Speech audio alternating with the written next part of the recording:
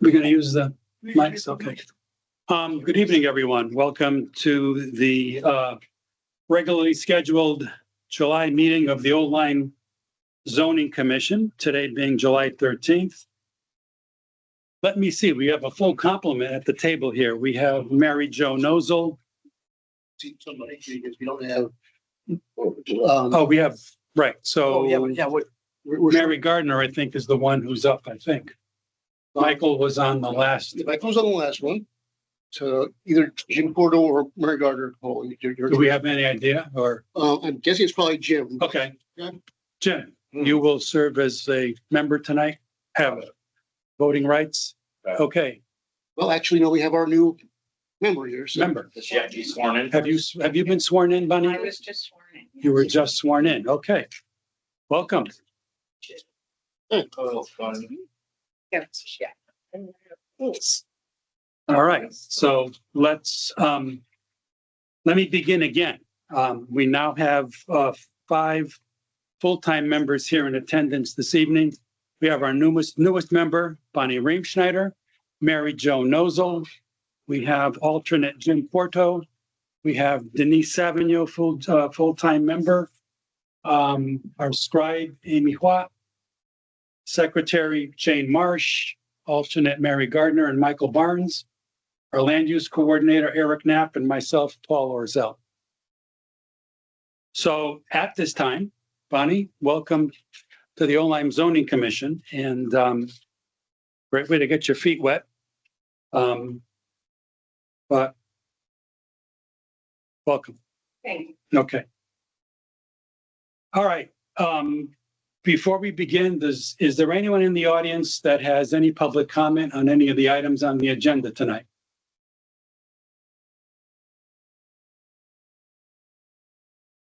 Okay. Then we'll move into the item 3, phase 2 zoning regulations rewrite. And I'm going to I'll turn this over to Vice Chair Denise for. All right, thanks. So first item is update from the consultant staff on the rewrite drafts. Do we have anything that we need to talk about per se? Obviously, Francisco's not here this evening. We Okay. did take everything that came in from the meeting of the various boards and commissions and transmit that to him. He is working on that. Our next meeting is on the 29th, our next public session that is. And he did, as you saw, give us publication materials to get out there and get into the public's hands. We've been trying to do that, but I have no new regulations or anything to distribute this evening.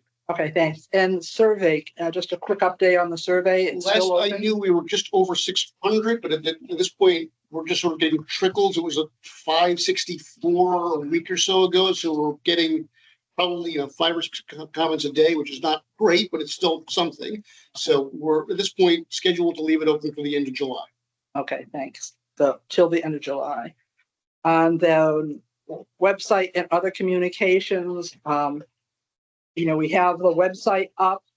We have the notice of the community workshop that's going to be July 29th. That's on the website now, and it's on the front page of the town website. And when you click on anything zoning, the survey comes up and the zoning rewrite stuff comes up, so you get sent to that. So that's good. Thank you. Unless if anybody has any questions about either the survey or the website, any of the commission members. All right. And then it looks like it's long because it's a list, but I just wanted to make sure everybody understood the community outreach workshops we were having. We had the first one, June 4th, on the environment. We've had a recap on that and, getting that information. And as Eric mentioned, the consultants now taking that information and working on that. The next meeting will be July 29th. That is for as a community workshop. That's for the general public, and that one will focus on housing, and that's going to be 6:30 to 8:30 here. So if you're interested in, the big housing issue, and there's a lot to talk about with housing, come to that. And then September 26th on commercial zones. We haven't set a date for that yet, Eric. Do we want to look at some dates, or do we want to wait until the 29th? What do you want to handle in terms of that? I think we need to be, I think it's good. We had set the meeting Yeah. for the other one ahead of time and I wasn't sure. I'm comfortable setting that date. Obviously more urgently is the housing focus group date for August that we're Yep, going to get to a yep. little bit later.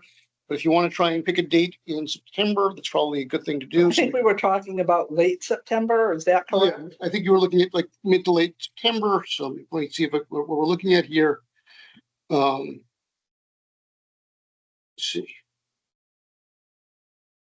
Looks like the week of the 21st is relatively open for meetings because my meetings are all basically the week before that, the 14th through the 18th.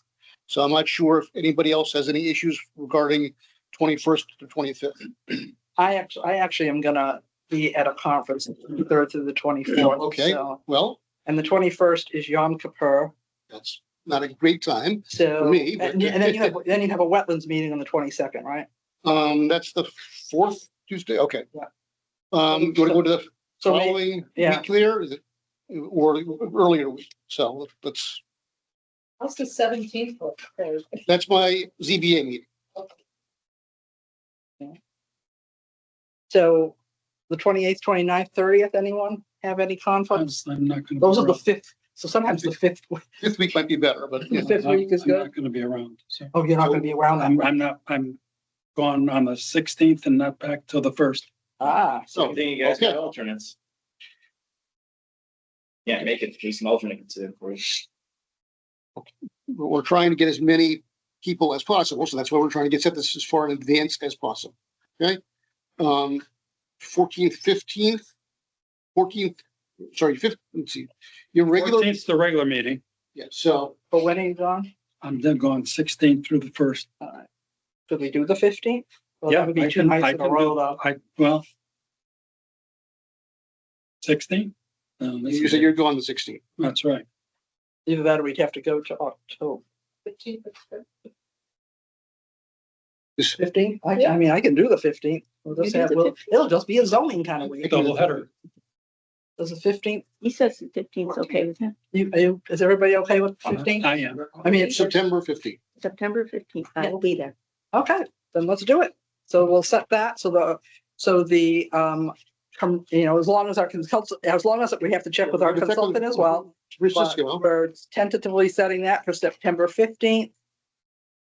6:30. And that will be a community workshop to get public input on, and that will be on commercial zones and things like parking and signage and anything in that kind of realm. Let me make sure Gomez is available. Let me make sure we have a room. Yeah, So yeah. we'll Like you said. tentatively put it for that date. Yeah. If So we can't do it that date, I will let everybody know. Okay. tentatively set. And so then just quickly, the focus groups. We had a good meeting on the focus groups, June 26th, which was on the environment. And the focus groups are meeting with the other town boards and possibly other agencies such as, let's say, if we're talking about land trusts, open space and environment, we could be asking the land trust to come in. And one of the things we wanted to stress with the focus group meetings is that they're not one and done. Once we get feedback from our consultants and whatever, we want to keep having a dialogue with them. And indeed, at our September, whatever the meeting date is for our regular September, or the 14th, for our regular September meeting, we're going to be having the Flood and Erosion Control Board come in to talk to us because they had some very specific things and actually provided us with language that we want to have a give and take with them on. So we had that.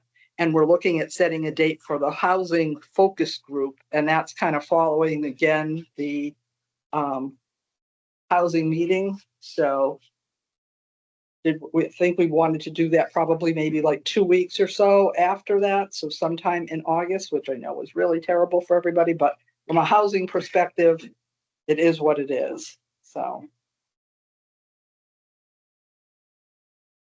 maybe the week of, well, we don't have a regular meeting scheduled, but are people around on the 10th?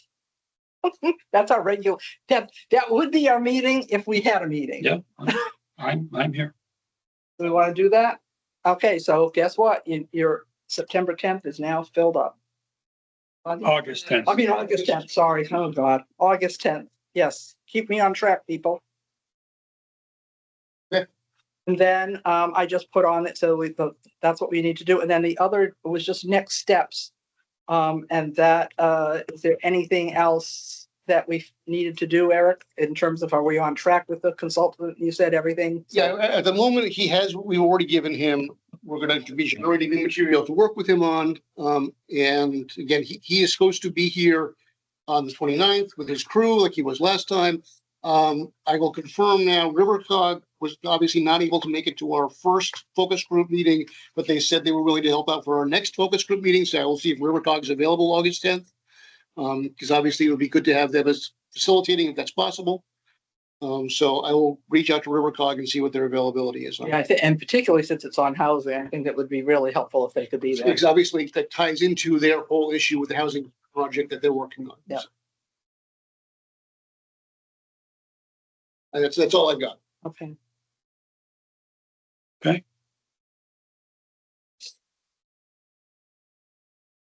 25-1. Yeah, Public Act 25 dash. So that's That's Public the Act. housing up there. Yeah. And that's the housing update. And there's two things on that. Obviously, the town appoints folks to the committees at Rivercog. And Mike Fogliano was the appointment to COG, along with Sheila Riffle, who's on the affordable housing. She was his alternate. So there will need to be another appointment there. So I just wanted to give that update. And also attached to your agenda was the minutes of the Old Lyme Housing Strategic Planning Committee, but it also includes updates on Rivercog that Mike Fogliano provided at that time. So take a look at that. The important thing to know that he reported to us was that Rivercog is in the process of getting data. So they're collecting data, and that includes looking at mapping and those types of things. They will be using that data to then work on the housing growth plan that is required under Public Act 25-1. What they will do is they're going to get the data, then they're going to provide it to us to look at, so that before they start doing modeling and where they should go with it, they want to make sure the data that is there is correct. And so we'll have a chance. So they're in the process. They're supposed to be sending us the data, and so we just need to make sure then that folks are looking at it. And I don't know, does that come to you, Eric? I suspect it will come to me. It may also come to Martha. I know some towns have already been receiving this. Old Saybrook's already got theirs. Yeah. And he So said they're doing it obviously town by town.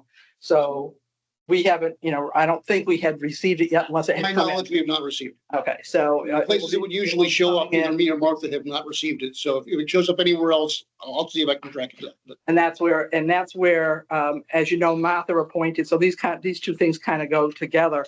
The Old Lyme Housing Strategy Planning, can't even talk. Old Lyme Housing Strategic Planning Steering Committee, there's a name for you. Includes 2 zoning members, 2 planning members, and 2 affordable housing members. Mike was obviously appointed to that, and again, we'll have to touch base with Martha, and I think she works with Paul in terms of who's going to be on that. I'm also appointed to that, and that steering committee will be looking at the data, but I really think it should be looked at, by the whole commission in terms of, the mapping and whatever. So and one of the jobs that the Strategic Planning Steering Committee is charged with is the information is coming in, it will come to us. Our role is to bring it back to our full commissions. So I'll work with Eric and make sure that happens. I know the planning commission is also anxiously waiting for that data because they want to see how that also influences the P O C D and whether there's anything in the P O C D that would need to be amended based on whatever that data is going to show. So I really encourage folks to look at the minutes of the housing, because like I said, it includes Mike's report from Rivercog. It kind of talks about our charge a little bit, and the things that we're looking at. Obviously, I'm reporting back to them what we're doing on the zoning rewrite. So you can also, it's also a running record of what we're doing on the zoning rewrite for everyone. So please make sure you take a look at those. It's not just another committee meeting. It really is this, parallel track of our zoning rewrite in Public Act 25-1 and the housing. We've adopted some regulations. We may be be updating those or whatever as we go forward. But the other big thing that Rivercog is working on is a housing growth plan. And the final outcome of that will be, do we adopt what Rivercog has prepared with our input? It's not without the town's input, but do we adopt that, or do we adopt our own housing plan? And that's where it will be easier if they do it for us, as long as the data is right and the information is right, and they're taking the input from us, and it's really our plan. And I think that really goes to how engaged we are with them. So, for example, they do the natural hazard mitigation plans for all the towns. They did that, with our, emergency operations team, as well as, other, like Eric and everybody else who works on those types of things. And so that's what we just need to make sure that they're not just writing a plan that's generic and fits everybody, but it's actually a plan that we agree with. So that's kind of where we're going. At a minimum, they're going to be providing us all the data so that we can use that to help write the plan. Once the housing growth plan, then if we adopt something different and decide to do it on our own, they will still have to review it, and for compliance with Public Act 25-1, as well as probably OPM. I'm not sure. I think it's OPM at the state that's going to be looking at these as well. So that's kind of the update on those two things. So I tried to make sure people understood there's a zoning rewrite, and that's why it looks like it's really long on our agenda, but also there's Public Act 25-1 running on parallel tracks, and it's confusing to everybody, but we're trying to stay on top of it. So is it the planning commission that does the housing growth plan, or the zoning commission that does it? So it's going to be, it doesn't say which one. I thought it said zoning for some reason. Yeah, Seems odd. Yeah, I don't know if the Public Act set, because they did, it might say planning, actually. I'll have to look at it. I'll go back to, I don't want to give you the answer off the top of my head, because I really don't know off the top. So For let's some take- reason, I think I was looking at it to try to figure it out, and I thought it ended up saying zoning. Okay. Yeah, that's one of the, so, and just to let you know, the Old Lyme Housing Strategic Planning Steering Committee is to foster communications between the three committees, and so it's not to make decisions. The decisions rest with the individual commissions. This committee is to foster communications. Hey, we're thinking about this. Are you guys thinking about this? We bring it back. Hey, planning's thinking of this. Does this make sense from a zoning perspective? So it's to foster the dialogue, and not to, it doesn't mean one way or the other. It's also to make sure any communications go into the town, that we all, if somebody gets something from COG and it didn't get to, all three commissions will get everything. That's the whole idea. So hopefully that will work. That's the intent. So. And I'm finished, I think, unless anybody has any more questions. So the replacement for Mike on the Rivercog. That because that can be any of the commissions. So that they have two committees on Rivercog. They have a planning committee and they have the housing. So planning was appointed, and that was it's Howard and I'm trying to think of the other guy's name, which I'm drawing a blank. I just saw it this morning. Anyway, there's two people from planning, and Martha appoints those. So it will be, or I'm not sure if it's Martha or the Board of Selectmen, but they appoint those. So we need to make sure that they appoint a new person to Rivercog. That said, I know that all of the Rivercog meetings are open and they're on Zoom, and so you can attend those. And I can send that link out to everybody if you're interested, or I'll send it to Eric and make sure that everybody gets that. I think Eric probably has it, but make sure everybody has that link so that you can look, with the housing committee at Rivercog, anybody can do that and look at that. Take Are a they look at during the day? that. They are Yeah, during the other the day. day, yeah. I know.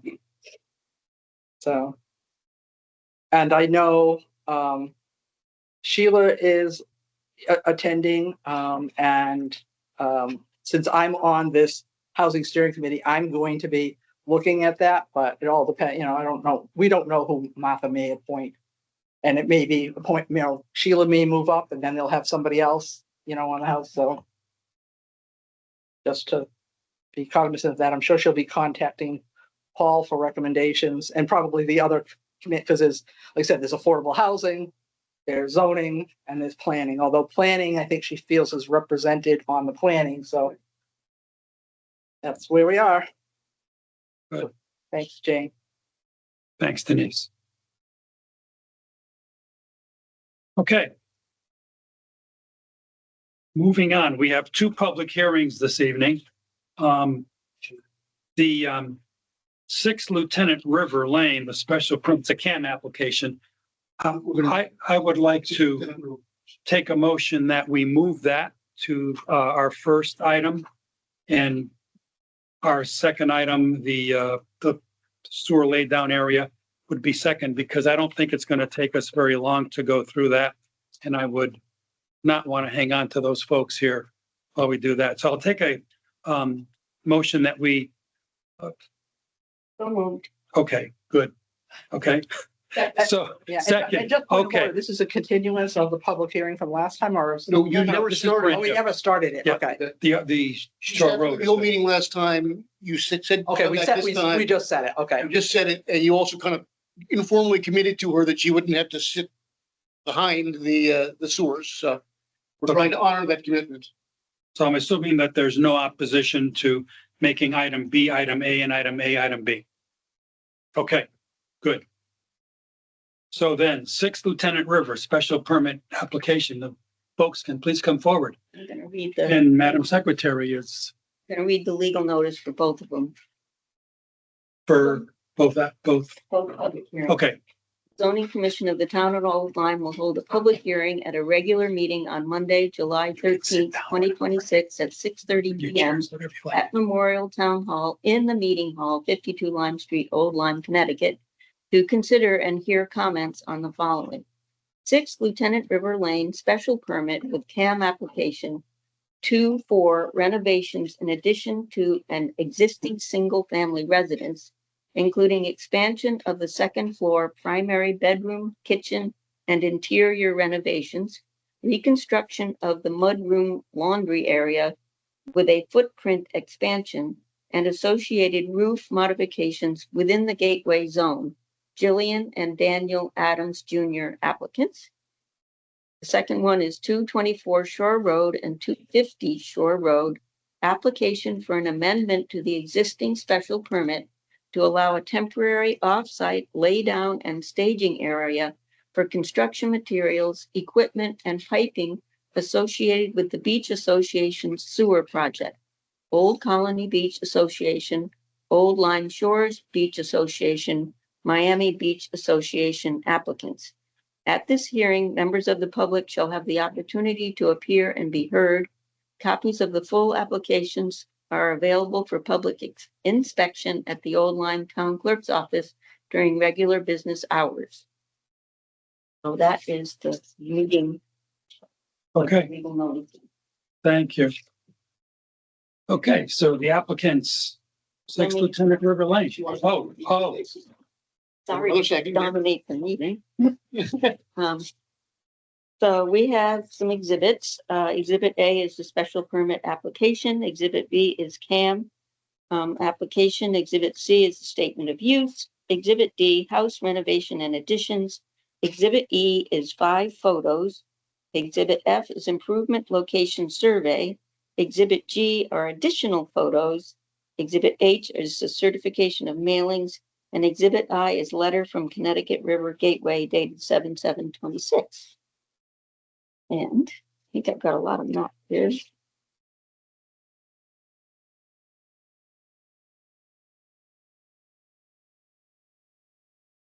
Want to hand those down? These down? These. Do you need one? we have Good. More one down there? copy down there. Now let's get one more. One more. One more. Okay. And when you spread them out, it takes up a lot of room. Thank you, Chair. Okay, now they can go for it. Okay, I'm Brooke Gertie, and I'm here with Dan and Jillian Adams, and thank you for letting us go. Um, the change of order. Um, have, have you reviewed the drawings? Like, do you get them on email and you? No, we haven't. No, okay. Dan and Jillian, are the owners of 6 Lieutenant River Lane. It's an old house built in 1925, and it's really quite lovely. And as a well-designed house of any period is, it's still got so many nice things about it, but it did have a need for a larger 3rd bedroom. And there was a small bedroom above the kitchen that they wanted to turn into the primary suite. And so what we ended up doing, trying to be sensitive to Gateway and the view from the Lieutenant River, was put a new bedroom above an existing dining room. And that way we were able to not make the building any wider, any taller, any deeper. And there was a flat area over that area. So we were able to kind of make a roof that's not quite as high as the highest and have a nice hierarchy of forms. So we went to Gateway and they approved it. And the house, the reason that we're here, I think, is just because of the size of the house was just slightly over what's allowed in the Gateway zone. So we had to go to them and come here. A few things about the property is that the waterfront is actually owned by the Old Lyme Land Trust. And they have an easement to get to an existing dock. But because we were able to put most of the additions on the 2nd floor, we're able to keep the driveway, keep the grading the same.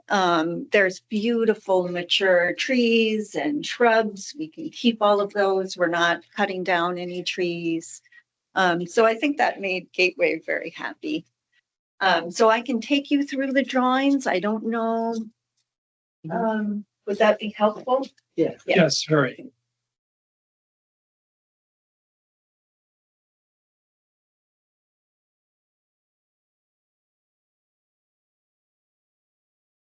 So starting with the site plan, on this side is the Lieutenant River over on my right. And you can see there's quite a steep bank going down to it. It's in that area is heavily vegetated. So any runoff coming down here is slowed down and absorbed by that before it gets to the Old Lyme Land Trust property. Here's the existing house. The shading is on the non-water side.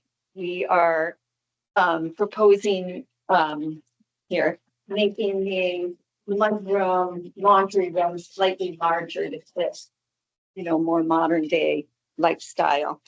And other than that, the site remains the same.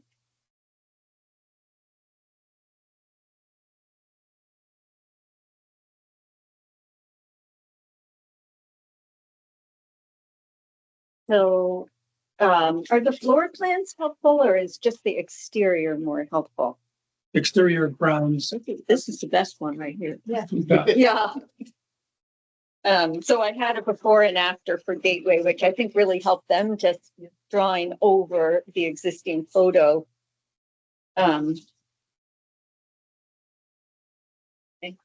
This top drawing is the existing street side away from the Lieutenant River.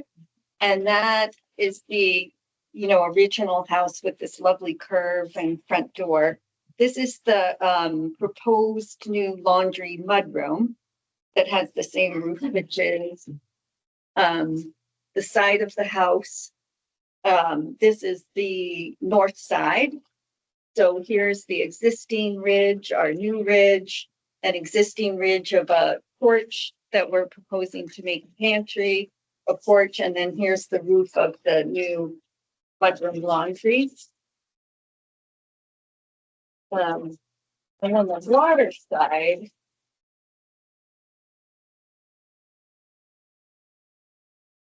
Here, this is, this highest point is existing. Here's our new bedroom right here.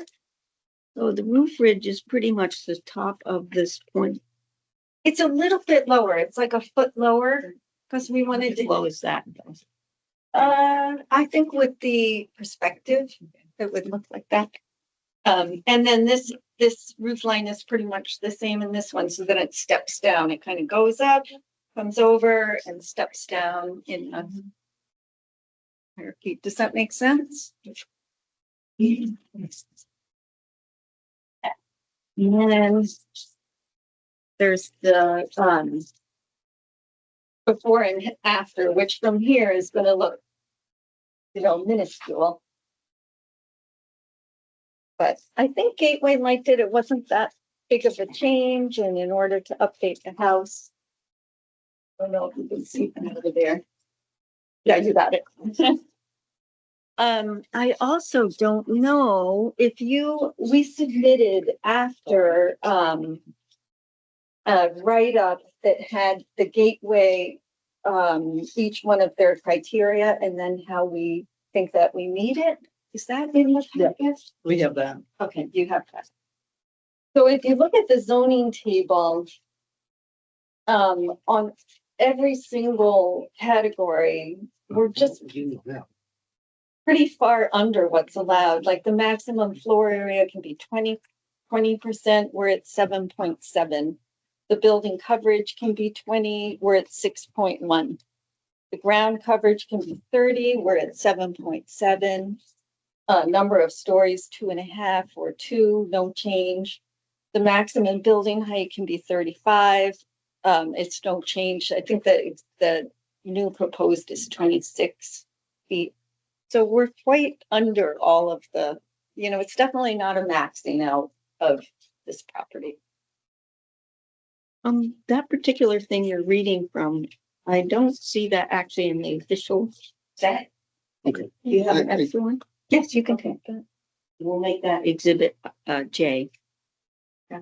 And then we also gave Gateway this. So this is, I took the computer drawing, and the existing is the shaded. And then what sticks out past on the elevation is this white part. So I think that was helpful to them in seeing how much bigger. So if you're a numbers person, the existing house is 1,275 square feet of stuff, and the new is 208. So it's 16% larger from the river. So you can have that too. Thank you. Is there a landscaping plan anywhere? Well, we're not changing anything. Well, so what we're actually concerned about at this commission is whether there's anything to soften, any height inclusions. It's really not about your building as much as it is the vegetation and other things. And I know you said that it was heavily vegetated, but we can't really tell what you have. So maybe if you could give a description, because yes, we also gave you an aerial photo in those photos. This one right here. Yes. So you can see the bank there right near your thumb, all of this vegetation here. That looks pretty low relative to the house. I measured it, it's 11 feet high from the bottom to the top of that vegetation. Yeah, you can also see it in here. It's the light colored vegetation there. Since this photograph is down so low, it's a little hard to know if you're up at ground level, what we would see. Because it was from the house or from the river. If you were over here on the river or there or any other place other than right by the dock. Jane, did you see this? Yeah, but that's a picture from right by the dock. Right by the dock, right, looking, It's not from across. Right. right. Bring the panorama one.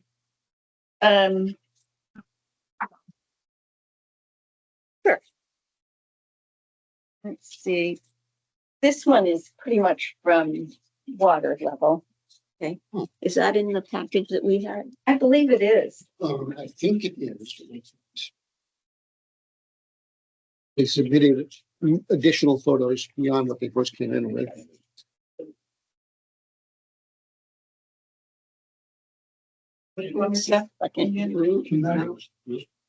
Okay, so that one's gonna be from. It's a landscape.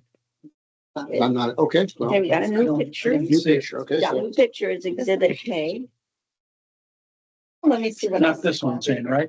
No, Oh, no, okay. And it's up, they're standing up on the mark. I don't- Yeah, no, no. we don't have that. I don't have that. Okay, that's gonna become exhibit K. Yeah, That one, that one. This No. one was really pretty representative of, Yeah, no, I don't see it either. you know, being down on the water, there's a floating dock that I was standing on. So you'd be even lower in a kayak, or I don't think you're gonna be much above this in the type of boat that can get up the Lieutenant River.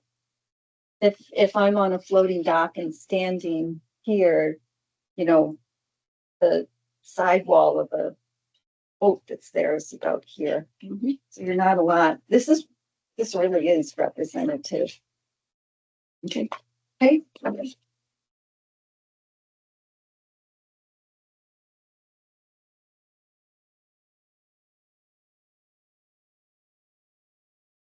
So Jane, do we have in the packet the report from, That's, Gateway. I've been digging for that. okay, I just want to make sure you had it, because I did see it. it's in the materials that are online, so I just want to make sure we have it here. are you talking about Gateway's approval letter or? Yeah. Okay, the approval letter was listed as an exhibit in here, so hopefully it's actually in the file. Okay, Um, that's it. Okay, here we go. So this is it. Would you like me to read it? All right. Dear Mr. Orzel, Old Lyme Zoning Commission has submitted the referenced application to the Connecticut River Gateway Commission for approval pursuant to section 25-102.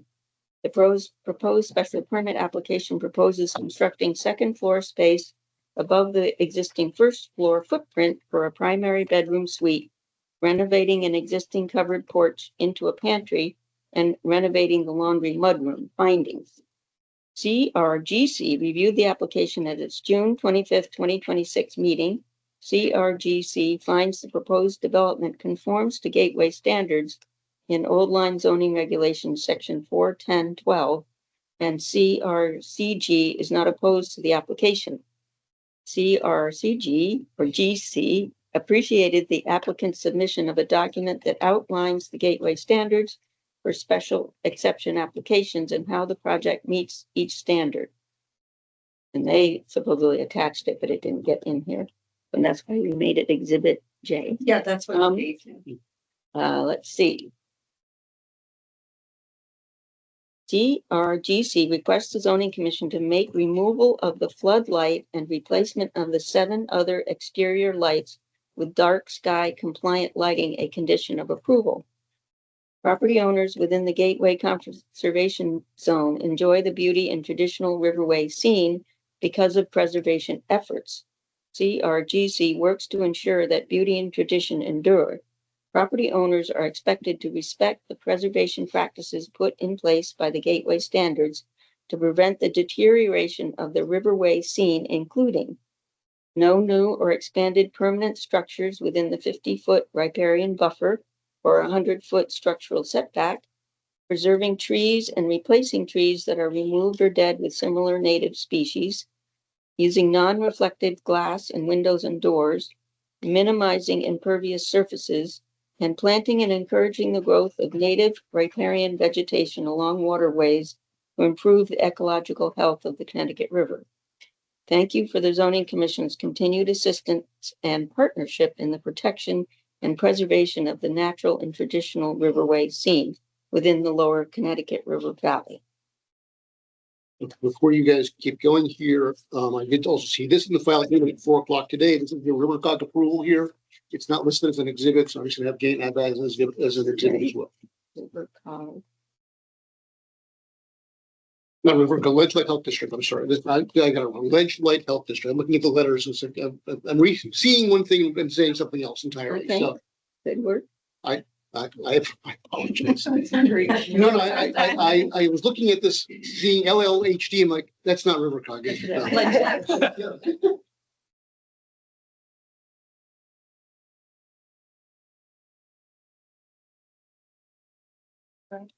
Yes. And, Okay. and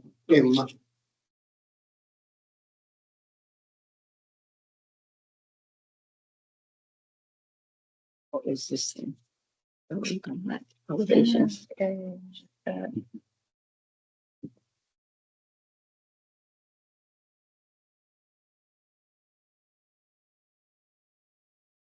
that's the reason it's the, preserving trees and replacing trees. We have to know which ones they are, but Yeah. I guess there aren't any is what you're telling us. We're not changing the, Yeah, but we wouldn't know whether there was a tree or wasn't a tree. oh, there's also some on the site plan I could point out to you if you want, but I think you can tell from the photos that there's just really big, beautiful trees on that property. I'm not sure they're on the water side, but there's a lot of beautiful old shrubs. They're probably, Things that are not on the water side is Mhm. not allowed for us to comment on. It's on the right. water side. And then the other thing I should probably point out is that it's a very level lot. So I think a lot of what would run off the roof is taken down by gutters and tight lined away, and anything else additional is going to run very slowly on that level lawn. And then the bank is owned at different places by either the Old Line Land Trust. Is the line that we can see on that of where the growth starts getting tall, is that where the property owner's property ends and where the land trust line begins? I believe it's tall on their property and Mode, mowed on the, that's the property line. the property line is kind of funny. Is that a diagonal through the bank? Let me get the site plan. The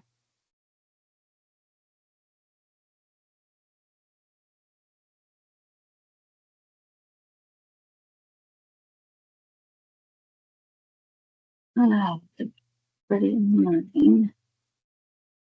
It's, I wish I had a markers, but it starts at one corner and the Old Line Land Trust owns the bank. And then it goes across this way. So again, part of the bank, a lot of the bank is owned by the Old Line Land Trust. This is owned by Old Line Land Trust. This is owned by Old Line Land Trust. And then part of the bank here is owned by. And can you point out the tree that we were talking about? Oh, there's a 65-inch beech right here.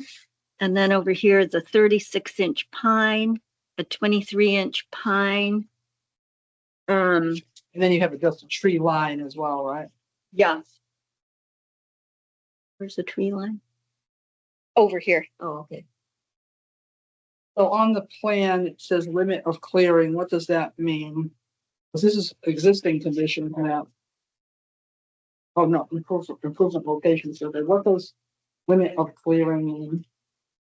The limit of clearing. Down here? There. Limit of clearing.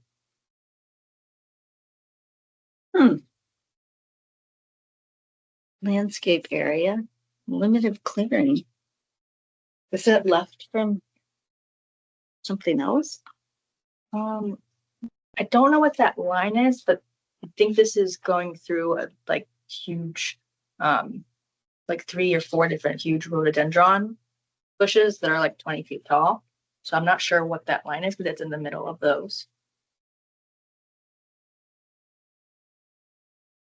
The clearing. I think maybe he means the edge of the grass. We're not doing any work in that area, so I'm not sure. I'm sorry. We agree that that little note would be removed. Yes. That's like an art. That's what I'm thinking. I was just asking, you know, because I was looking at the tree line and saying, well, if I put the tree line there, I'm not worried about the trees going anywhere. Yeah. But I wasn't sure what the limit of clearing meant, so. Because what we, you know, really want to make sure is. Yeah. That we have an existing conditions map. Yeah. Because then we can say, you know, you can't do, I mean, obviously, if you have to replace a tree, sometimes they come down, that type of stuff. But the idea is to maintain the integrity of the landscape and particularly, you know, and particularly, you know, following the conditions that Gateway suggested we follow. Exactly, yeah. But that's where having a really good existing conditions map is really important I think for the the- work that we do here. Right. So then there's also a 60-inch dogwood, holly bush. I think the major things are on here and then, you know, the shrubs are in the squiggle. So I think limit of clearing must mean like the grass is the clearing and then there's bushes all over there. It's not a way you normally see that stated. Well, yeah, because that's.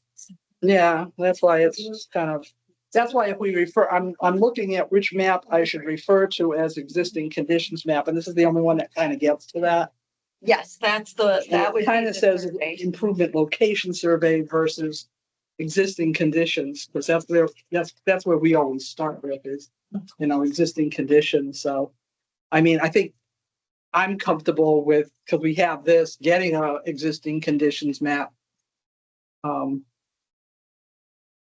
And we have on the town website a 2023 aerial photo, and I'm assuming stuff hasn't really changed much from that. That would be something, Eric, you would want to take a look at is with existing conditions, but to Jane's point, I think if we have that in the file, because then we can refer to that, the existing conditions map, because there's one that says improvement location survey. I'm kind of like, and it's got some jargon on it that we probably don't want on there. That just gets confusing, like limit of clearing when nobody, and I'm looking at the map where it doesn't look like they cleared in that area. Although it's hard to tell because there's some trees, so I can't tell what the canopy is. Yeah, it's too bad this is not showing it, but that area is very densely planted with very old shrubs.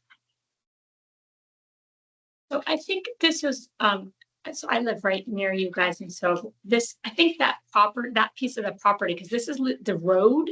And prior to the house being sold, it was like totally overgrown vines ripping down the trees and like just all different new growth trees. It was a total mess. And I think before they put it on the market, they cleared it out because you used to not be able to see your house from Lieutenant River. And now you can. I mean, not clearly. Yeah. So I don't know if that's a holdover from what it was before, but that area was cleared out by the previous owners. So I don't know if I think that's, this is an old note, yeah, that's what I think it is. an error that can be removed and That's what I'm saying. Yeah. And just give us an existing conditions map, just in case any other vegetation has Yeah. changed. Since that's old, it's like, let's make sure the vegetation lines are correct. Yeah. Okay. So as long as we have that existing conditions map, I'm comfortable with, and, you know, we can have staff make sure that we have that. Oh, that's something new. Yeah, and just quickly, in terms of the drive, does it go all the way? Is it a circular drive that goes all the way out to Lieutenant? So, It connects to Lieutenant River and Academy Lane. and Is that your Academy, so it question? does, Yeah. okay, Yes. okay, so that we know that, and that's what I'm, that might, is that on the existing conditions map, boy, it's showing like that.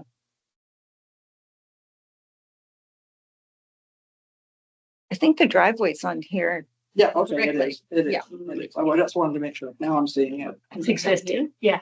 Where does it go? So the only change is the area of construction, and that's pretty much lawn. These corner shrubs, are they going to be disturbed?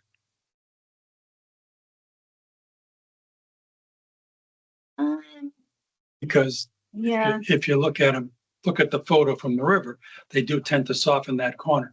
that corner there. I don't think these would be No, I'm affected. talking just about the little ones towards the river, ones. yes. Here. No, I think those can No, stay. those will be Yeah. there. No, the footprint change is See this little gable roof? Yeah. That's been rebuilt, the little gable roof No footprint change then. here. Well, you can see Yeah. it gets a little wider on the survey. Where the dark spots are. Um, But that's not in the area of those bushes. Yeah, so if there's, so I think, making sure, so is that on the plans in terms of a survey, like this is what's the name of this map? What map number is it that you're looking at there? This one, Yeah. the survey. Are Is, you saying that's the improvement location survey? Yes. Yes. I think that's the only one we gave you because it was such minor changes that he Okay, incorporated them both. okay, so the proposed additions are here in gray and Yes, it expands the footprint just a little bit. so these bushes are out in front of the gray. Yeah, so I think whatever, because this is on what is called, they've got this limit of clearing, so just make sure we have your proposed map, but also we need a map that says existing conditions, nothing proposed, and then what's proposed, so we can see like, okay, this is what we're allowing. Okay.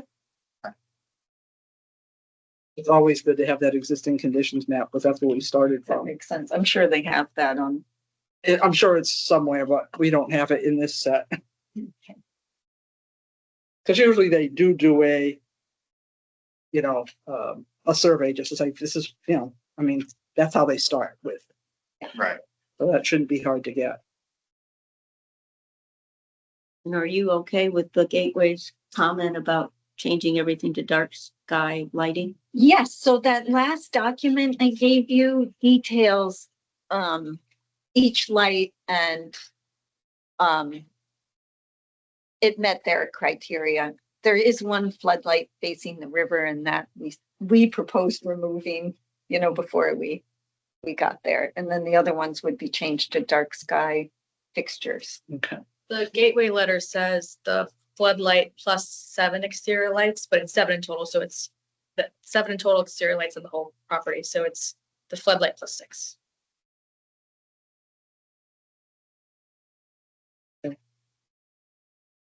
Can we tell where the floodlight is on this? Or can you tell On us the where it is? pictures. Yeah, there's a picture of each elevation, so you should be able to see it. On the second story.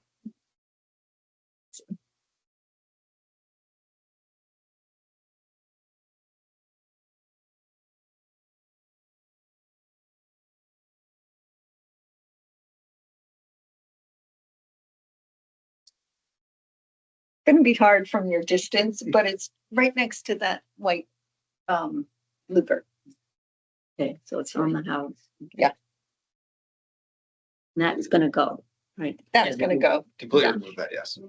And other than that, I think they have lights to code, like you need one outside of each door. And I think that's basically what the house has. It's still like a nice old house that's not over Right, and those will put dark, lit like a. dark Yes, sky dark sky. Yes. shielding on it. Yeah. Mhm.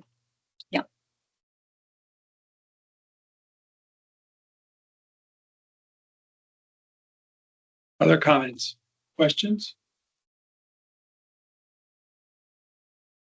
By the commission? No? Okay, The dock is yours and maintained by you. Yes, that's right. Yep, and we, deeded right to, it goes over the land trust land, again.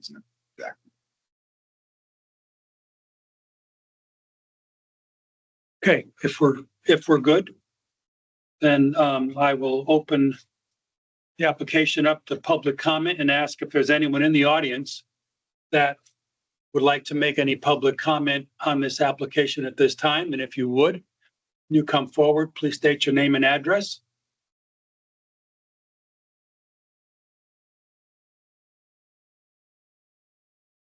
Okay, not seeing any hands. I will ask the commission then if we are ready to motion to close the public hearing on 7 Lieutenant River. 6. Make that motion. Motion by Jane Marsh, second by Denise Savajo, all in favor? Aye. Opposed? Abstain? Okay, the public hearing is closed, 5-0-0. Thank you. Thank you all very much. Appreciate your time and your service. Well, now we. Do we want to move right ahead into the vote on that? Yeah. Yeah, okay. All right, I will take a motion then. Make a motion. I'll make a motion that we approve their request for a special permit.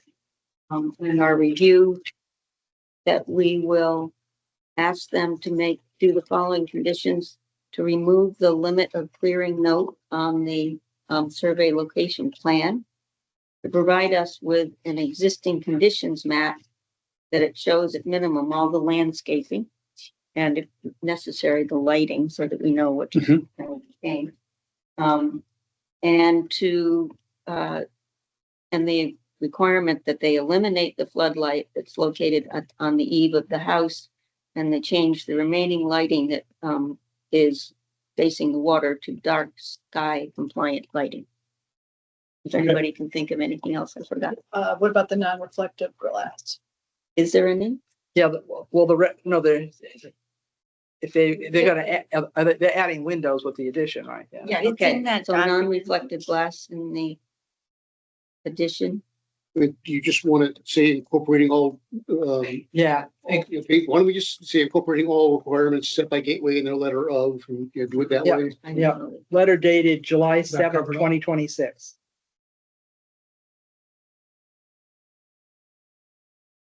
So I'll make those lists, but then I'll add that as a thing. Yep. Including all. Okay, thank you.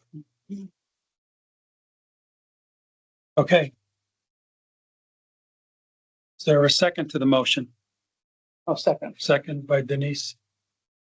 Any additional discussion? Yeah, I have just one silly question. It's a CAM permit. Do we have anything from, We have nothing, I'm sorry.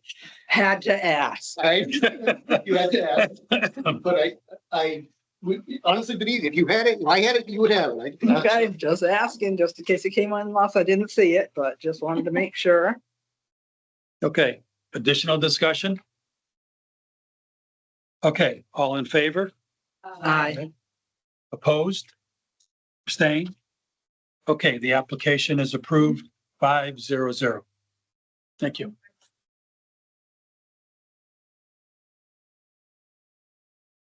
Okay. So Thank here, you got it. Back here. All right. Now we will go to the second public hearing, case number 2617, I think.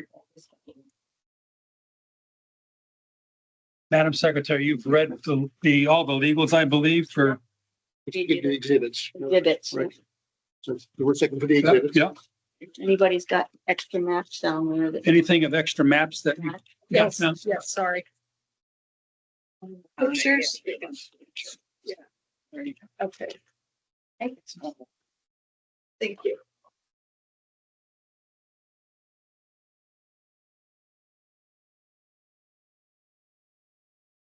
That it? That's it.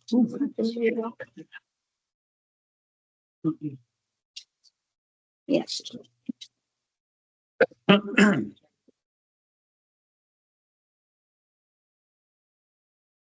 Okay, the exhibits on this one are Exhibit A, which is an application. Exhibit B are plan sheets dated April 24th, 2026.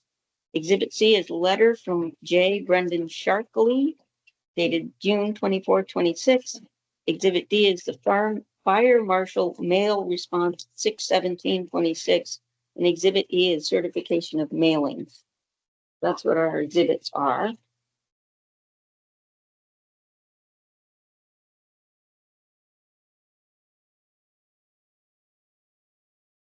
Oh, Mr. Sharkey, is he representing? That's you? Mr. Sharkey, right? Oh, okay, Mr. Sharkey can speak for himself. You need me to read his letter. Only with your permission. Can I ask a question before we start? On the mailing of the neighbors, One of the questions I know we talked about last time was the Amtrak. Yep. And do they go by a different name on that list? Because I didn't see them. The list there, might be. Bad mistake. Is it attached to here? Turn it over to you.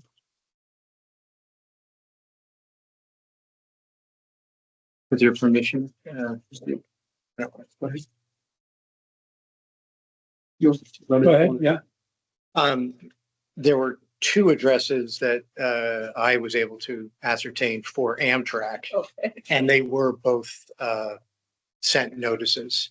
One was to Philadelphia, to their real estate and property control division, and the other was to the Connecticut Registered Agent for Service for Amtrak, which is in Hartford.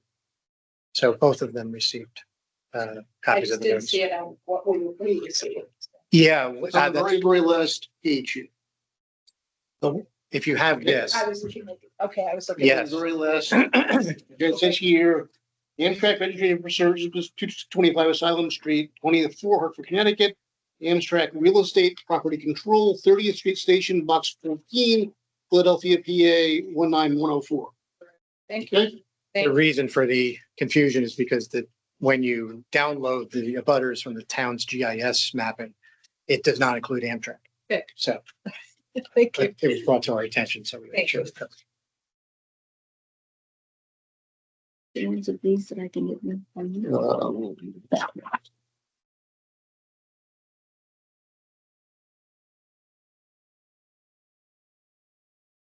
Give us a sec. This is some extra stuff. I don't know whether it's all the extra stuff. So there's a couple of these. All right, thanks. There's only one of those for everybody. Okay. This We get to argue. part of it Yes. here. I'm looking. Here's another. There's This another is two sets of packet. these. I think so. One going on. yeah, sorry, that's the one that was the running on. Yeah, Yeah, better not tell them.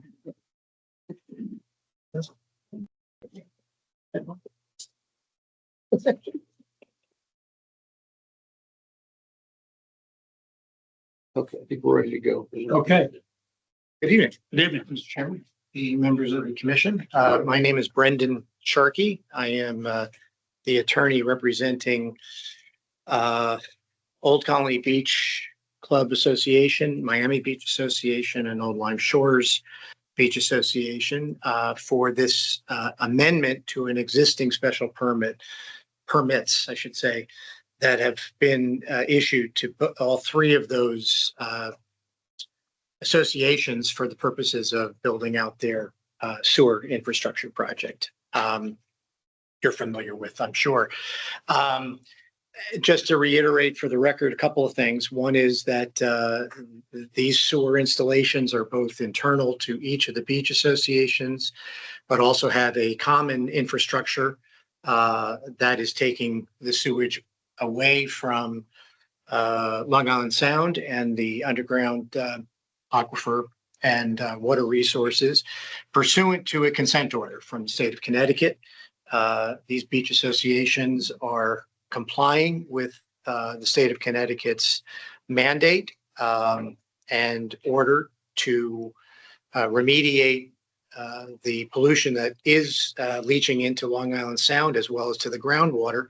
And they have each taken on this project with over the last several years with some earnestness and a purpose, as well as a financial commitment that each of them have made by floating their own bonds to cover these costs for the installation and compliance with the state of Connecticut. What you have today is in fact, it's somewhat unique in that I actually changed your application form to add the word amendment instead of it being the actual application for the special permit. It's an amendment to the existing special permits that have been issued, specifically for the purpose of approving off-site lay-down areas for the construction associated with the sewers.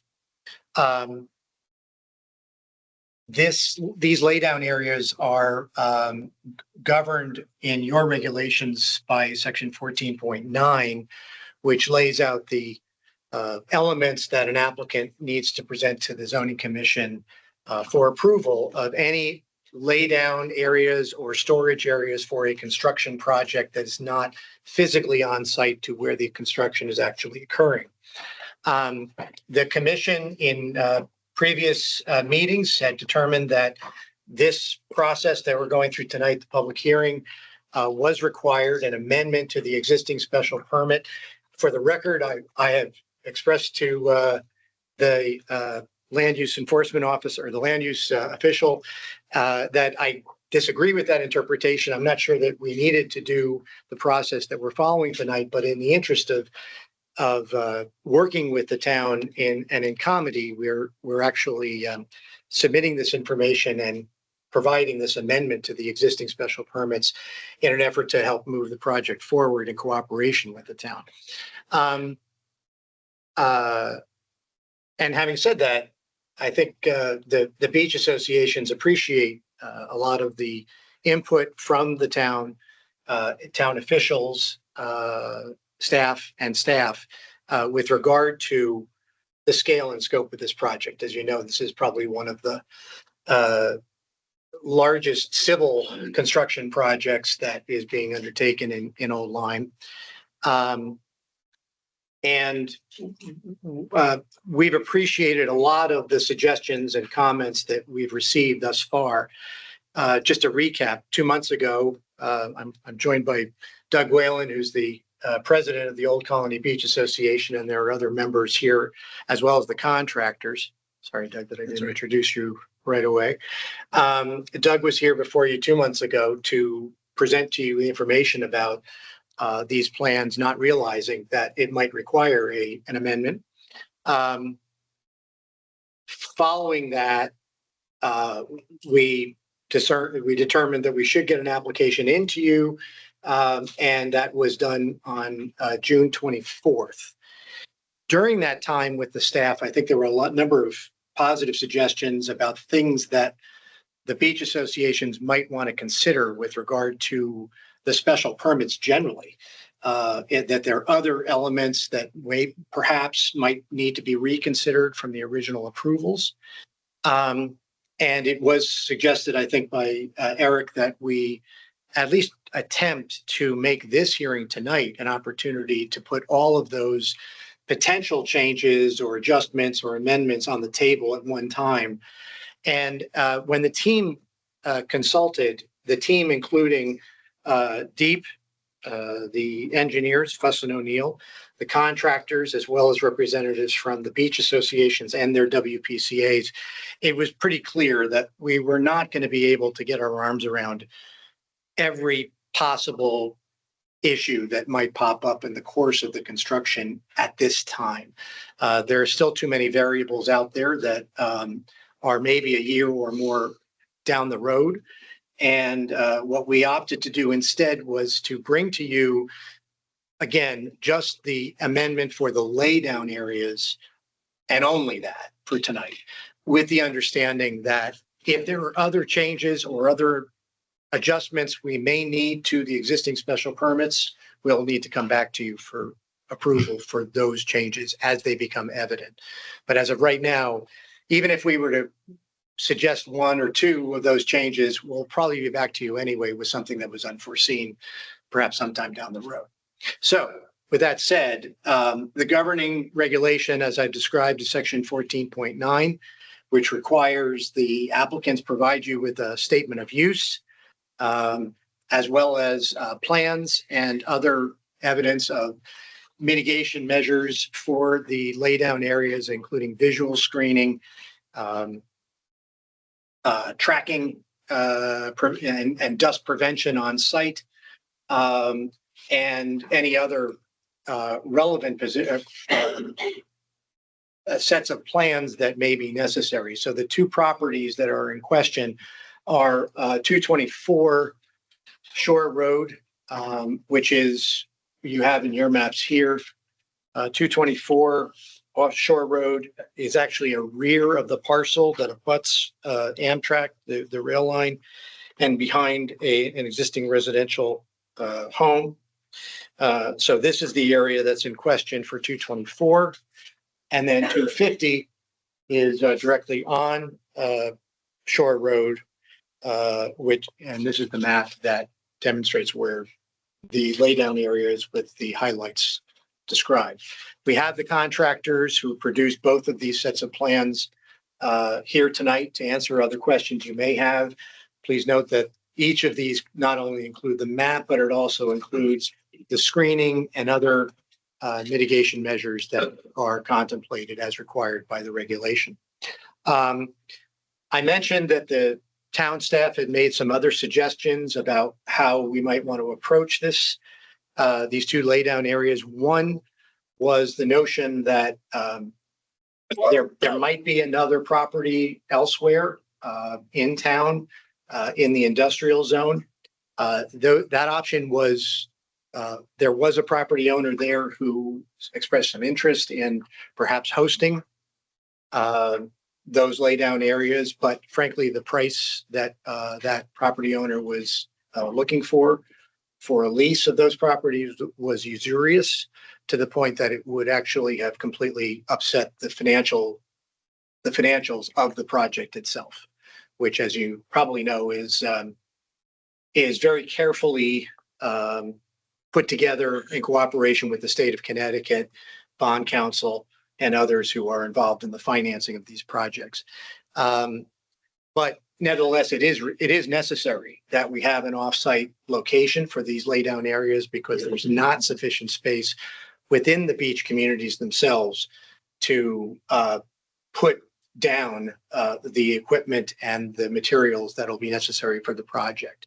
The other reason why the industrial zone property was not really preferable was that if we were to use that, notwithstanding the price, obviously that was also going to add to a lot of traffic within town. At least these locations are directly adjacent to the beach communities as a whole.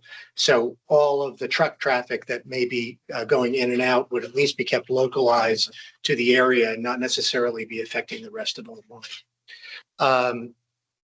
So that is that's the presentation. That is the application. Doug, I don't know if you had anything to add to that. Okay. What were you proposing as your hours of operation and the duration? The hours, correct me, because the contractors are here with us and they are currently under contract, so they know what their hours of operation are. They would be, as I recall, 7 o'clock to 5 o'clock. What time would the equipment start being warmed up?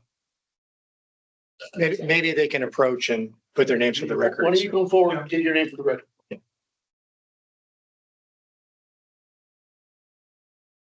Mike Lawson, Gen VC Construction. Dennis Baltazar Contractors.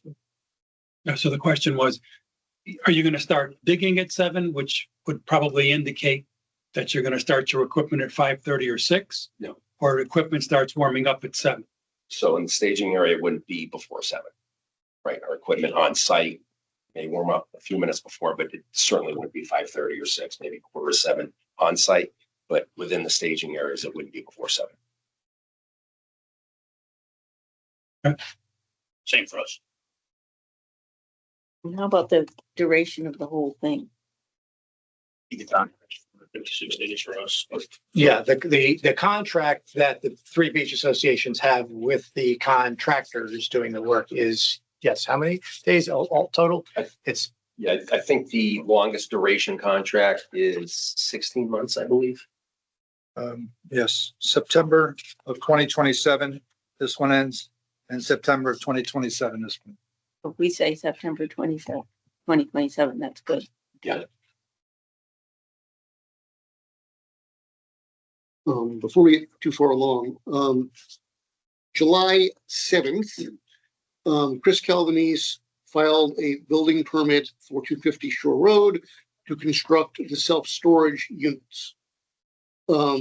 Here's a copy of the commercial permit as filed in our system.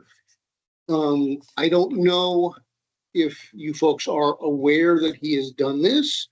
I don't know how the fact that he has filed for this permit to construct the self-storage units on this site plays along with what you're doing here. But I am curious what we think is coming, first, or how these are going to play well together. So again, I don't know if Mr. Calvin is even here this evening, but this was filed less than a week ago, and again indicates an intention to start essentially right away. So As far as the Old County Beach, Old Lime Shores, and Miami Beach goes, these contractors would use this area as a laydown area.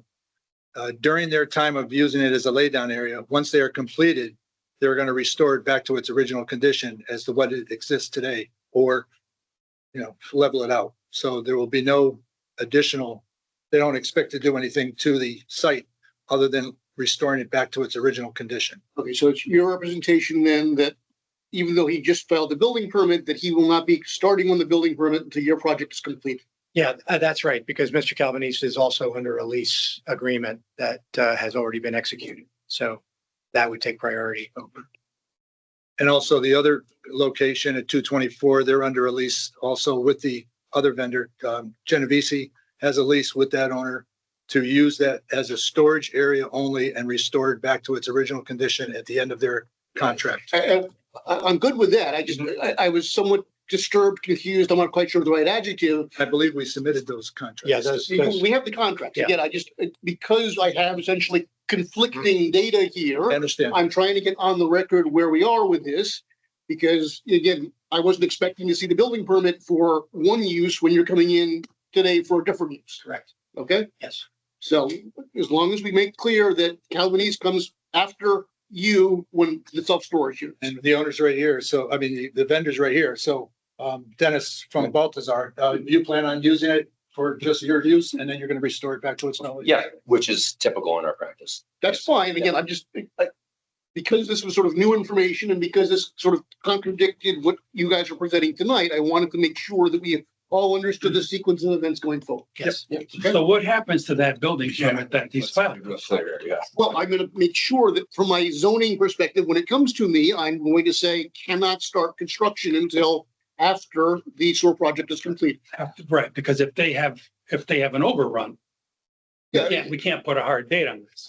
My zoning stop on it is they cannot start this project until this project is complete. Okay, so I just wanted to make sure that, well, it hasn't reached me yet. It's still in front of Ledgelight, but it will probably reach me tomorrow. So before I sign off on the zoning piece of it, I want to make clear that I will write on the zoning piece for the self-storage cannot commence until completion and restoration by the sewer project. And Okay, if there were any overruns, we would come back to you to let you know about the overruns. While we're on this subject, on the other property, do they have a building permit that's been?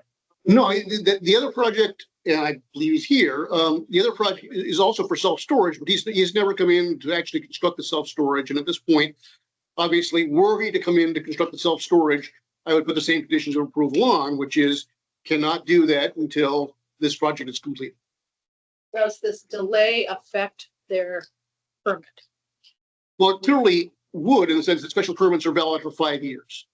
So it may be that they will have to come in for some sort of extension of that special permit if they start running out of time due to this other thing. And again, there's a maximum of 5 years plus 5 years, 10 years. So if we reach the end of the 10 years and for whatever reason they haven't started construction, then the special permit goes away. And as you know, you've removed that as a use for that location, so it cannot be further extended. Is it possible that the entity that submitted this building permit application is unaware of the use on this? Oh, no, parcel? no. Chris Calvinese is very well aware of what's going on. Yeah, so They have a signed lease agreement with these contractors. that's why it's extremely odd. Well, that's why I wanted to get it on the record tonight in front of the commission, so that we're all on the same page as to what's going on here. Because I didn't want this to sort of come up as he's starting to build one thing and they're trying to do something else and there's conflict here, okay? Very contradictory, yeah, yeah. My understanding is we're not using the entire site. Portion of it. I understand, but the self-storage units cover more or less the entire site. So he can't build his 10,000 square foot buildings on the site that you are using at the same time that you're actually using it as a laydown yard. And if he wants to, then he's gonna have to demonstrate what portions he's building on that you're not using and what sort of that out when we come to it. But he's come in for the entire, $1.5 million construction project covering the entire site. So that doesn't seem to align with what you're proposing this evening. And I just had to get it on the record that you come first, he comes second. Thank you. Yep. Thank you, Eric. And that we're gonna use this as the diagram of the area. Yes. Yeah. It's, Yeah. there's nothing, we have one for 250 as well. Yeah, that would be this one. Oh, okay. Different color. Yeah. I have a question Yeah. about the anticipated night hours on the Baltazar site. You're saying that anticipated hours for that work are specific to 10 PM to 6 AM, and could you just tell us what's going on there? So there is mandatory night work for an Amtrak crossing that we have to do. So per Connecticut DOT and Amtrak, we're only allowed to work, I think, between 1 and 5 AM. They de-energize the tracks and allow 4-hour window at night. So that's the only reason why that work has to be done at night. It's a small amount of work. There'll be very limited action at the staging area because it's quite a distance from the staging area. So here's my question. Can Amtrak provide you with a staging area for that for that work so that you could, bring your equipment over there, if you're gonna be using it at night and then, still stay within the 7 is there a way to do that working with Amtrak? Yeah, there's not a lot of material required for that. Yeah, because I have to say, that's one of the things I'm not inclined to. I think that's a challenge in a we've got a residential neighborhood, so I was just looking if you had a could you perceive a workaround if we didn't allow that? Yes. And then we got a note from the fire chief. Where did that note go? About no access to water, and how are you going to handle the water? If I may, in my letter on June 24th to Eric, that we indicated that there will be no hydrant use associated with the project. So that the fire marshal's concerns were addressed. Okay, so there's not gonna be any hydrant use. Do you need water on site for anything else? Yeah, we'll source our own water. We have options. You have options to source Yes. water. That'll be trucked. Either trucked or there's gonna be quite a bit of dewatering on the job. So, our intention is to, there's gonna be a lot of wells set up, so we can pump out and save it or buy it and bring it in. I believe we've spoken to the town over. They would allow us to fill up there too. So, yeah, it would be through tankers that would. Okay, and what would you use the water for on site? I'm sorry? On site, what do you need the water for? There's going to be some drilling. Some of the equipment requires water for cleanup and sweeping. Yeah, so that's where you're working, but why would you need it in the yard, In the laydown in the areas, laydown yard? we wouldn't. And that's, again, Okay, so that's what I'm saying, you don't need water. There's not gonna be any activity in the laydown yard that you need the water for. It's for the off-site activity. Correct, for the project itself. And I'm looking at that because we're bringing water and we're washing vehicles or we're doing whatever we're doing, then I need to say, how are we containing that? So, and that kind of gets me, I see that you are using temporary, berms for spills and whatever. And do you anticipate leaving equipment, when do you anticipate using those when you're leaving equipment on the site? And what are you, how are you anticipating using those containment areas? I'm sorry? So in the laydown areas, you're asking? Yeah, in the laydown area. So are you anticipating, because they're on the plans that you submitted to us. Spill protection. Yeah, so, yeah, yeah. That's what I'm saying. So are you planning on parking trucks in those overnight so there's no spill? Or is there an activity in the laydown yard that you need to do to protect, so I'm trying to figure out when there would be a spill and when you looking to use these. Failure of a hydraulic line or something like that. Even in the maintenance of the equipment, when We're you, doing maintenance on site. the lubrication, the warm up, the things of that nature, you don't do any? Warm up. I'm sorry, you talking warm up the equipment? Yes, and then, Yeah, that's not- and then the lubrication. But we wouldn't be power washing equipment there. We won't be cleaning equipment there. Right, no, None of those. Okay, so none of that, so you're not gonna do any of that. Back also. in their yard where stuff goes in oil water separator and all that stuff. And then just in terms of the site plans that we've gotten, it's pretty level. So do you anticipate you're gonna strip the topsoil? And Put it back. and put it back? Yep. Are you anticipating, obviously, we got the anti-tracking pads, but are you anticipating having to bring any other fill in terms of, gravel or anything else? Are you anticipating that, For the surface, yes, maybe a little crushed stone. That would be it, just where the tracking pad goes. Yeah, I mean, whatever material we bring in is to be used on site.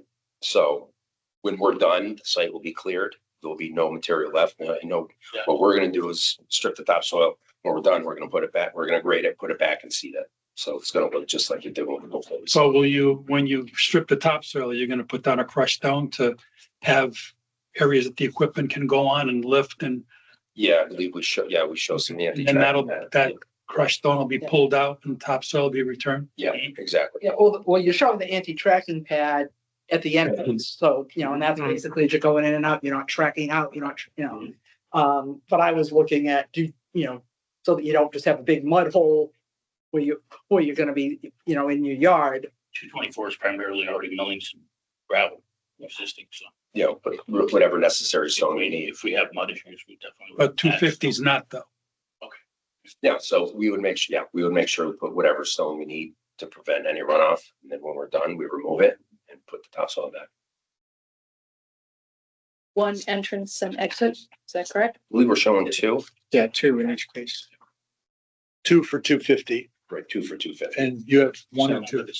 Oh, yeah. No, we set one. Is one an entrance and one an exit? No, just two different ways to get in and out.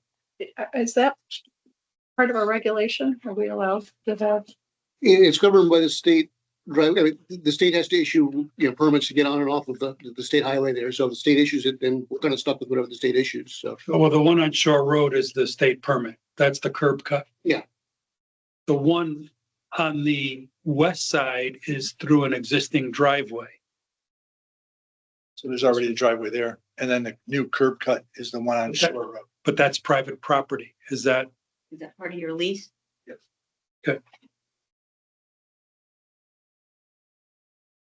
This Yeah. recent one, Mary Jo, was just put in, Okay, okay? And that's the state, for the state. per the state.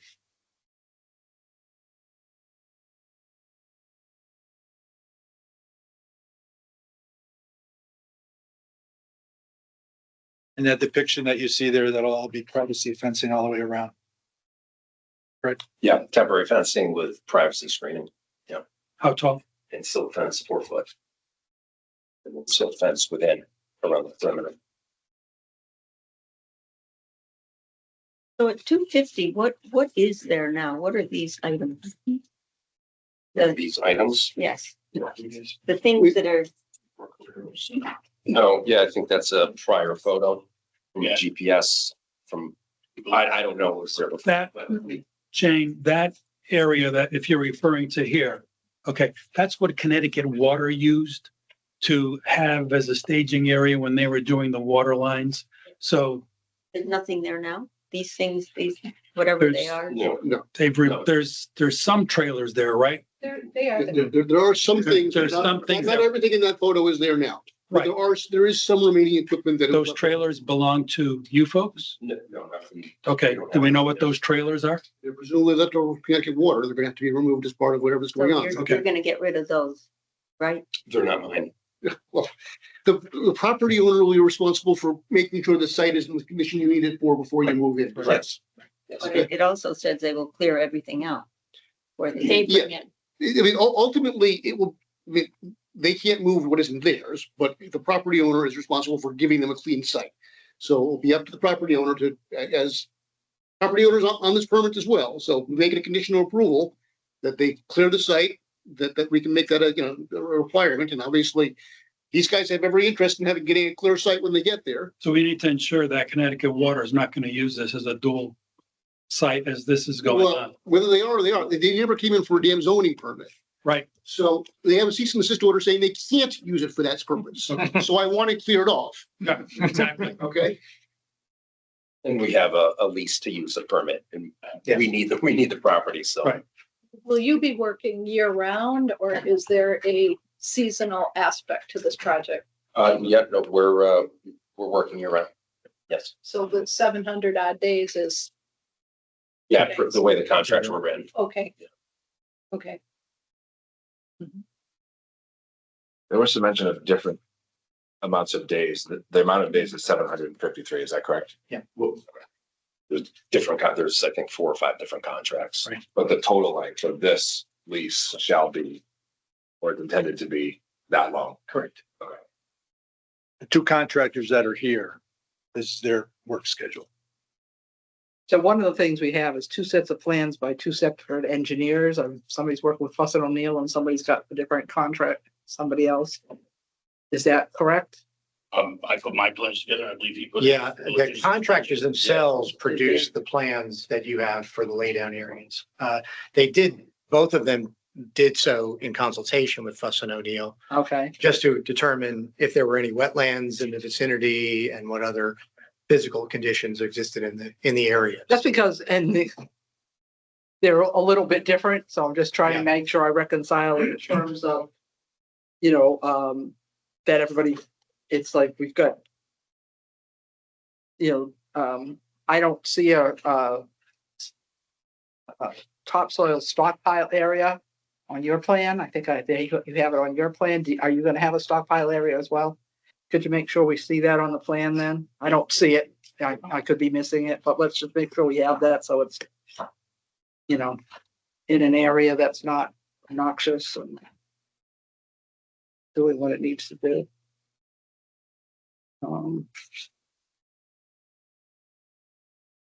I was just trying to compare to make sure we knew.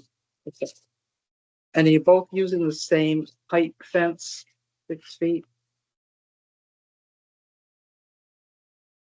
For For the perimeter fence? for the perimeter I heard fence? 4. One said 4, one said 6. Yeah, So I heard. Yeah, so, We had 6, that's what we stopped.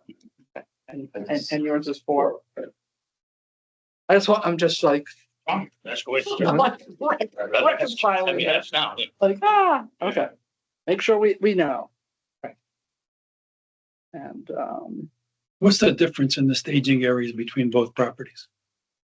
As far as distance or Not, no, as far not, what's different? What's being held in one versus the other? their Baltazar and we're Genovese. Okay. Same type of- project that they're working on. So it's equipment. One project has Old County Beach, the other vendor has Miami Beach and Old Lyme Shores. Okay, Same And the work, shared same infrastructure. equipment. okay, okay.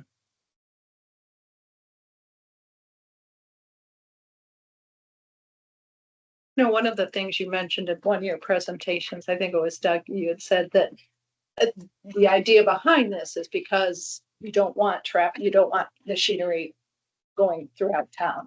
Is that realistic for us to accept that that's going to be the case, that you'll be going down the south to the beach communities, but you won't be driving down the accessory roads? Yeah, Be on the state road just on the state for the road. most part, yeah. Otherwise, we'd be forced to go into, different areas of town further away. That would require additional triaxles and dump trucks to be going over the road. So we're trying to limit them. And these areas are as close as you can get to the area of impact. Definitely will minimize it. Will you be, I know this is not probably directly related to our discussion here, but I was just wondering, during your busy hours, will you have some police for traffic control, et cetera? Is that in your? Yeah, put police or flaggers. Flaggers. Yes, depending on where we are. State road That's all built into the contract. Okay, for the contract documents. Yeah, we'll have state police on the state road and then flaggers within the associations.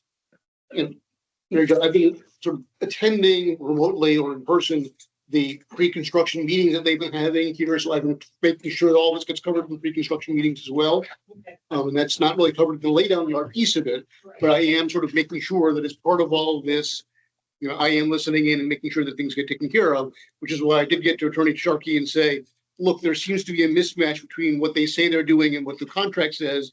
What's happening with that? And he's indicated, we're not doing that tonight, but we will be back for you at some point. So you will be seeing this again at some point with further conditions, so I'm guessing, okay?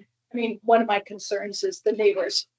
Will they be able to get in and out as they're going to work or returning from work without tearing their hair out? Yeah, I mean, the impact for the staging areas is just confined to that area. So we won't be taking up any space or limiting people from accessing their driveways. And as far as the individual communities go, when they're on a street, they're gonna have a section of that street that's only allowed for local traffic, so people will still be able to get to their driveways.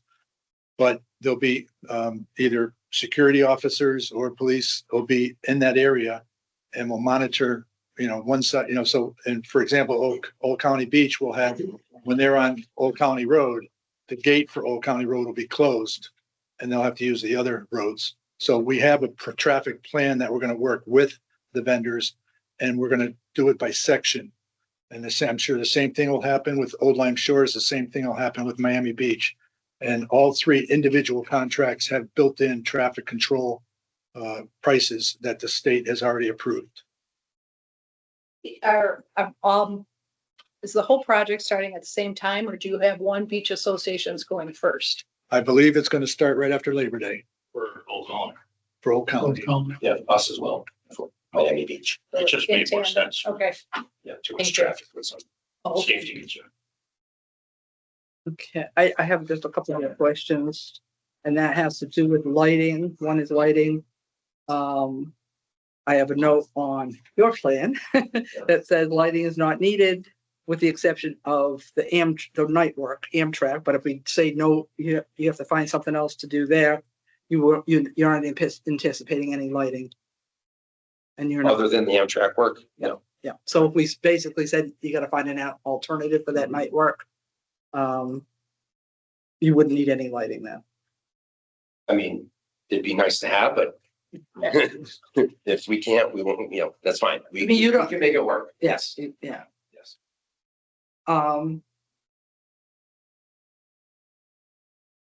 I guess I wouldn't be opposed to, if you need, you know, obviously it gets dark at 4:30 and you guys are gonna be working till 5. So I wouldn't be opposed to having lighting on site, but I would say it has to be off when you're not there. Not, you know, Sure. we can't put security lighting up. So you know, Fine. Yeah. so if you have temporary lighting, Like, you know, yeah. yeah, that's not, we're talking about, like, we don't want lighting on at night. There's just no way. That's just not That's gonna, not gonna We don't happen. anticipate it. But you're buttoned up at 5. Yes, Yeah, yeah. unless there's something. Unforeseen. Right. Right. So lights If something should be off happens, by 5:30. we don't want to be there past 5 either. Right. That's dark. Yeah. And then just the last thing, we've got the erosion sediment controls in. Usually we're looking at, you know, drainage, stormwater management and fire marshal looked at this. How is the site gonna drain? And I guess it kind of gets back to what I was looking at in terms of, are you guys gonna be bringing in anything in terms of fill? What I'm still assuming, and that's where we always get ourselves in trouble. I'm assuming you got really sandy conditions out there, you know, once you take off the topsoil. But that said, we also don't want to have a problem where we've got heavy equipment putting down materials, and now we've got compaction of soil, and then we have drainage issues. So are you knowing the site, are you anticipating any of that? And kind of like we have the spill stuff, are you anticipating having to do anything in terms of that? Because it's not, you know, and like I said, to the fire marshals, report, how are you anticipating drainage off of those sites so that you don't, you know, I understand right to drain, you need to drain, needs to be clean. But it also, you know, we also can't flood wherever we're going. So do you anticipate any challenges with that? Any existing grades. Yeah. 224, and we'll still continue to go where it's going, and then we'll have the erosion control, silt fence. Okay, and so we're not anticipating any compaction so that we're not, you know, the water should still go down. More than is right there. Yeah, it's free draining material, so I don't expect All any right. issues. I just want to put, you know, I'm trying to figure out. I mean, that's my guess, but I just want to make sure that we're prepared for that. That if we have drainage issues, you guys are gonna have to address these. And like I said, I just, you know, fire marshal mentioned it. It's just making sure that sometimes when you have flat grades, you think like, oh, it's flat, it's never got, but that doesn't mean like, okay, now it's tilted a little bit, so now it's draining onto this neighbor's property, or it's going this way, if that way. So I just want to, you know, obviously water needs to go and there's that, but I just want to make sure that we're on top of that. Sure. And they do have a silt fence completely around the property. Well, I'm just, you know, to your point, at least on 250, maybe this was 2 years ago. We had some days of heavy rain. There was a huge pile of dirt there at one point, and there was basically a lake on the site.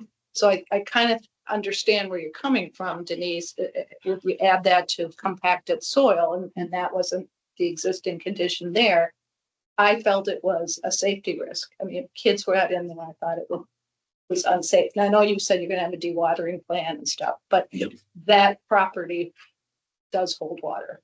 It And does not necessarily drain. Which one is that? 250. 250 doesn't drain. Well, that's the Seen it. that's the thing is like, I haven't looked at the soils maps. So, and there's so much manipulation down there, they may not help me anyway, but you anticipate well drained, but not necessarily, because if it's a filled tidal marsh, now you got, you know, compacted, not, you know, not sand. You know, you've got a peat and muck that's compacted, which is gonna just, it's a clay material, very fine, and it's just gonna hold water. So that's where we just, you know, we need to kind of anticipate like what we need to do.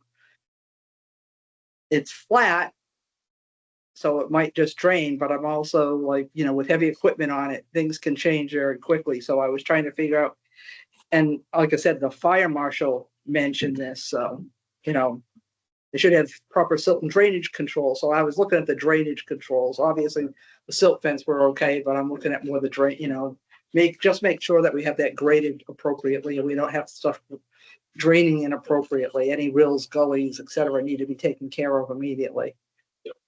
It's just such a tight area. Yep.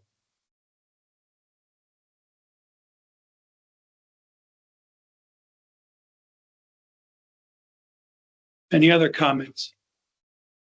I guess from what I don't have a clear understanding of is this is different than what the property is permitted for. And how does that affect our discussions?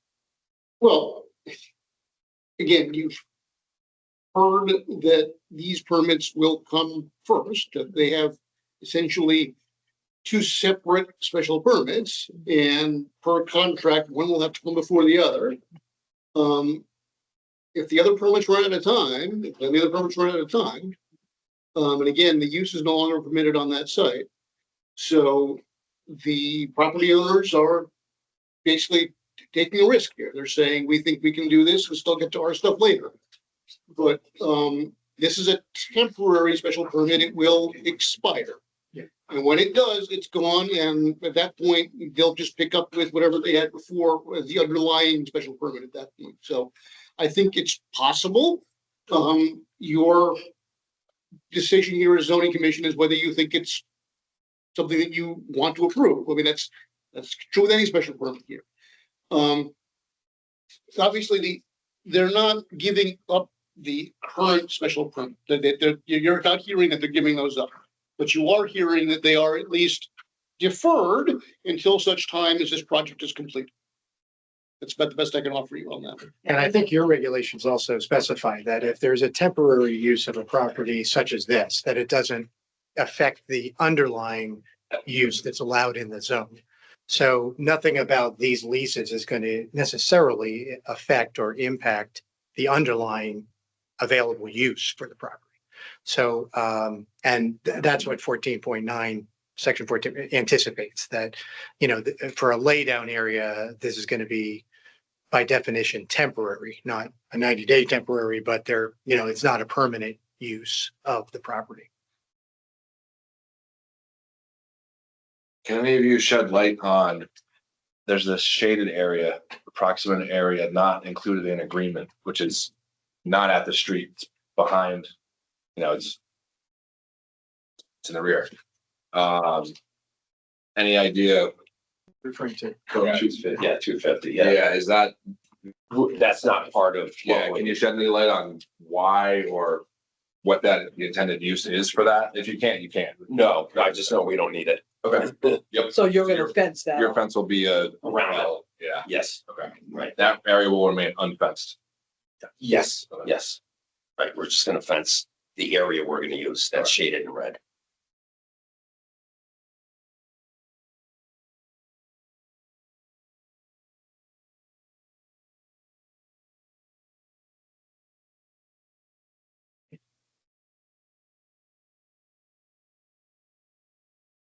Other questions?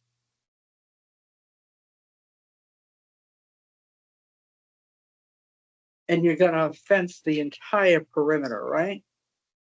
Both, The entire, we are. I'm not sure what We had Genevieve said. wood lines down the side. You're gonna fence the entire area, you put silt fence, right? Silt fence around the entire area. Yeah. But not fence. The fence on Fence his across is the only front, going it's across the 24. front. because you back up Yeah, it's in onto. the back there. I think 250 though is perimeter fence. Yes. Okay. Perimeter Chain fence on link, 250 and 240, it's not chain link around the whole thing, just partial. This is the map. I think. Yeah, they're two separate. I know. I have to keep going, flipping back and forth. Snag water has a well house back there. Oh, okay. But you'll have silt fence around her.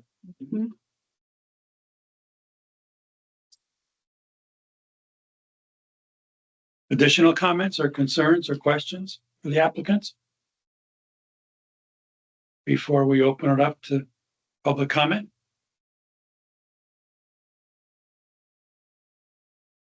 Okay.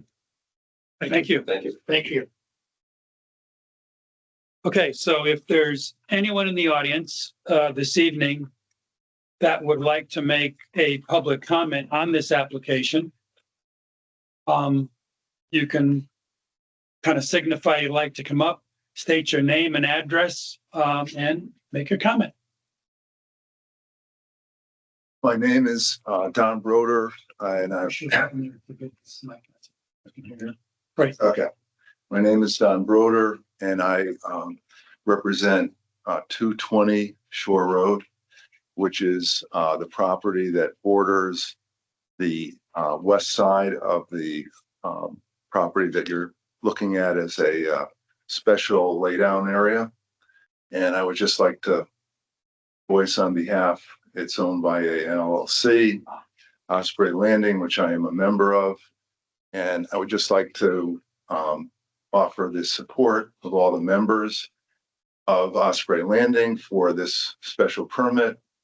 Many of us are owners and affiliated with Old Colony Beach, and for transparency purposes, I've been on the WPCA for Old Colony Beach for the last 16 years, and we are all looking forward to having this project go forward. I grew up in this town, and over my lifetime, as many of you that have been on the board for a while, I owned and ran a water company that serviced Old Colony, Old Shores, and Soundview. And I can tell you that the groundwater is significantly contaminated. If there was a perk test done on Portland Avenue, I can tell that all of you would get sick just from the smell of the effluent, especially during when there's a high tide. So I can't emphasize enough how excited we are to go forward with this project. All three beaches, and we support this, and I support this personally, as a homeowner and lifelong, fan of Old Colony and Old Lyme. Thank you. Thank you. Yes, please.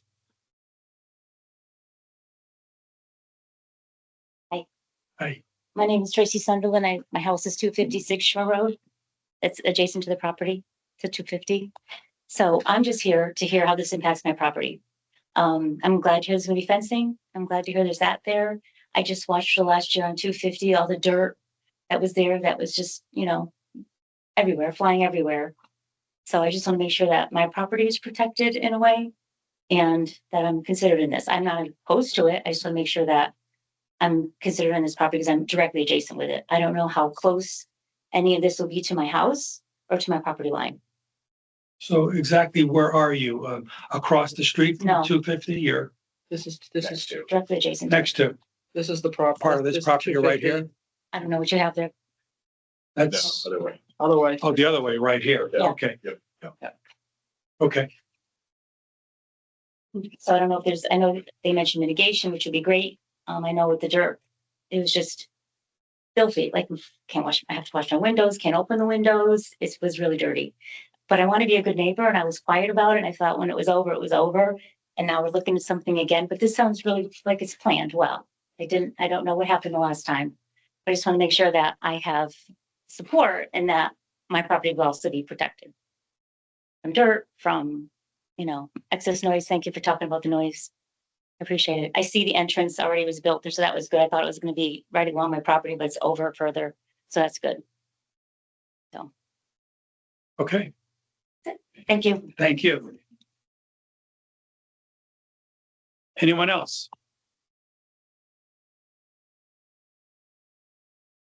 Hi, I'm Steve Humes. I am a resident of 37 Old Colony Road. I've been on the Old Colony Beach Board of Governors and a member of the Old Colony Beach WPCA for 11 years. I'm currently the vice chair of the Old Colony Beach WPCA. As you've heard, and I know that you know from many months of hearing from us and hearing from others about this project, a ton of work has been done and a ton of plans for many years has been ongoing. It's taken the resources of the federal government, the state of Connecticut, and the beaches themselves to pull together bonds, financings, grant funds. Each of the beaches are signing loan obligations to the state of Connecticut to pay for these sewers. We've done years and years of meetings with the residents explaining the project impact and cost and benefits. Ultimately, we all agree that the beach is a national treasure, a natural treasure, and a local treasure. It's a reason why we want to be in the beach area, and we all enjoy the value of clean water and access to a clean beach. Fortunately, our beaches were not closed recently, despite other beaches in the area having been closed. We all know that during storm events that triggers coliform bacteria incidences and releases. And we feel that we need to do our part. Certainly the state of Connecticut gave us a consent order issuing directives that we do what we can to mitigate the pollution condition coming from septic systems that are inadequate. We've done a ton of work. And we urge you to please approve this. I think a lot of reasonable effort has gone into making, plans and specifications that respond to the fair points of the town. And, we want to work with you, as Attorney Sharkey indicated. We're here to cooperate with you, and we hope that you'll help us to get this going. Thank you. Thank you. Anyone else?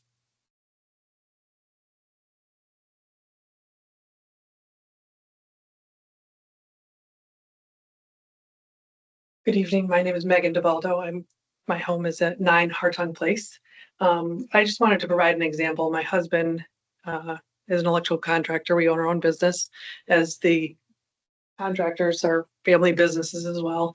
We take pride in everything that we do, and to run a project that is cost effective, that it is handled properly, as these gentlemen have outlaid.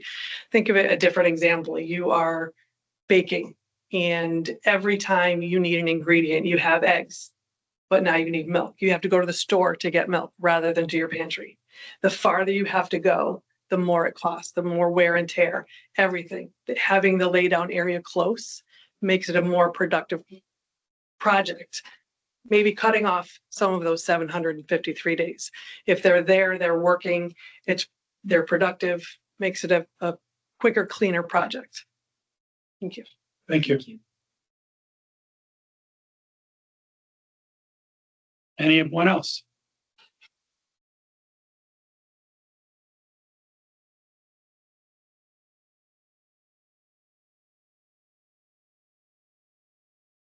Okay.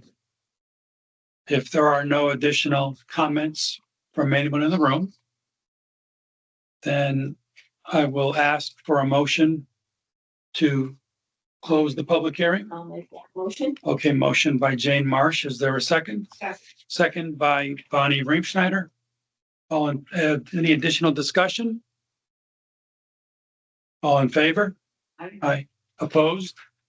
Abstain? Okay, motion to close the public hearing is approved 5-0-0. Okay, so let's move now to the deliberation. I have probably a partial list that maybe Denise and a few others might have to help me, but I'll make a motion that we approve their applications for special permits for 250 and 224 Shore Road as laydown areas in accordance with section 14.9 of our regulations, our new regulations.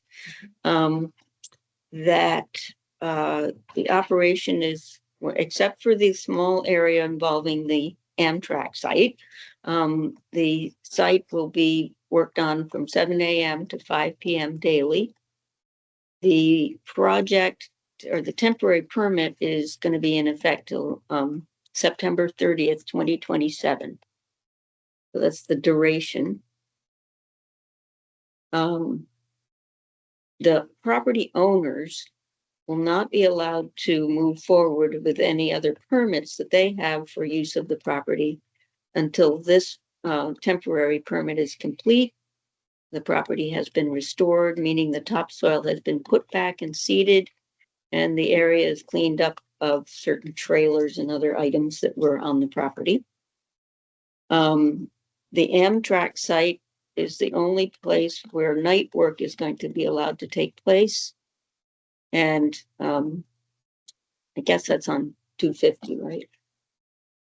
Well, the Amtrak work itself is off-site, but they're asking Staging. permission to stage overnight for the Amtrak work. So they can That's, stay. I was just gonna say, no, where you have the hours, 7 to 5, I was gonna say no night work. They indicated that they could find another staging place for the night work. They did, yeah. but that it's up to you folks whether you want to allow night work or not night work. They indicated they would be, if they could not work stage here, they would find other places to stage it. All right, well, I'm not gonna say that they're gonna do it then. Yeah, no, just we're just not allowing the night, No night work. no night work Or night lighting. and no lighting, no light. Actually, no so I'm lighting. saying no lighting being added to these properties. No hydrant use in connection with the project, no water supply, they'll have to bring their own. And we need the topsoil storage area added to the plan for 224 Shore Road. So those are the conditions that I have. So if anybody needs to add any from their own notes, please let me know. Did we specify if it was Monday through Friday? I didn't Or specify. I didn't. We didn't specify, we can certainly ask, well, Yeah. public hearing's closed, we can't ask them. I Right, mean, that's what I was. I don't think it's particularly limited. I think they're planning to just go straight through. I put it daily. I didn't put any. Okay, okay. I don't think the contract contemplates stopping, so I think that they're planning to just go as quickly through as they can go through. I didn't hear any other conditions. Is there anybody at the table that has other conditions they would like me to consider? Bonnie, I think to the point of the neighbor and concerns that this doesn't impact her house, can there be communication afterwards with immediate neighbors to confirm that there was no damage to their house or their property? I mean, I think it's a valid point when you've got big trucks and a lot of equipment, a lot of material, that there was no overflow. And it's just really asking for communication to Okay, confirm that. Should we put the condition in that the contractors shall be obligated to contact immediate neighbors upon completion of the project for any concerns that? This is so close that I think it's a fair request. Okay, so contractors at the completion of the At project. the completion of the project. what if something is occurring while the project is underway? Well, Will that be incumbent upon the neighbor to I come mean, to at us? that point, someone's gonna need to contact me and I will certainly be, Okay. I'll make sure things get done. Okay, But again, Mike, I think Bonnie has it right. At the end of the project, once they're backing up and going away, right. at that point, our leverage is gonna be diminished. So we need to put the affirmative burden on them to consult with the neighbors prior to backing up and moving away. Okay, So the one thing I would say, they've got the erosion sediment controls on the plan, which are adequate from a water drainage perspective, but that they should also include managing for dust. So they should add, dust control. They may not need it. If we have a drought all summer, they may need it. If we don't have, sometimes you need it, sometimes you don't, but they should plan for dust control and it should be on the plan if as needed. So what would that be structurally? It's a lot of times it's not structure. A lot of times it's, they'll spray down the yard. So what do we have them put on the plan? Yeah, well, that's what they'll say. Dust control will include, and they should just add. So add dust Control features to. Yeah, this plan. because they've got a narrative on the erosion sediment control plan, and they should just add dust control features to that. Control features, okay, dust control features to plan. I didn't finish. They can touch base with Fuss and O'Neill if they need to figure it out. I didn't complete the Bonnie Ream-Snyder suggestion. I wrote contractor at completion of project to make sure neighboring property, what? Property owners are consulted for Consulted. any outstanding to issues. ensure that there's no damage has been sustained or, Any outstanding negative impacts. okay. Consulted regarding negative. Regarding outstanding negative. Outstanding, I like that. That's good. Regarding outstanding negative impact. I want to say to property. Yeah, right. To property, okay? The contract at completion of project to make sure neighboring property owners are consulted regarding outstanding impacts to their property. Okay? Yep, all right. Anything else?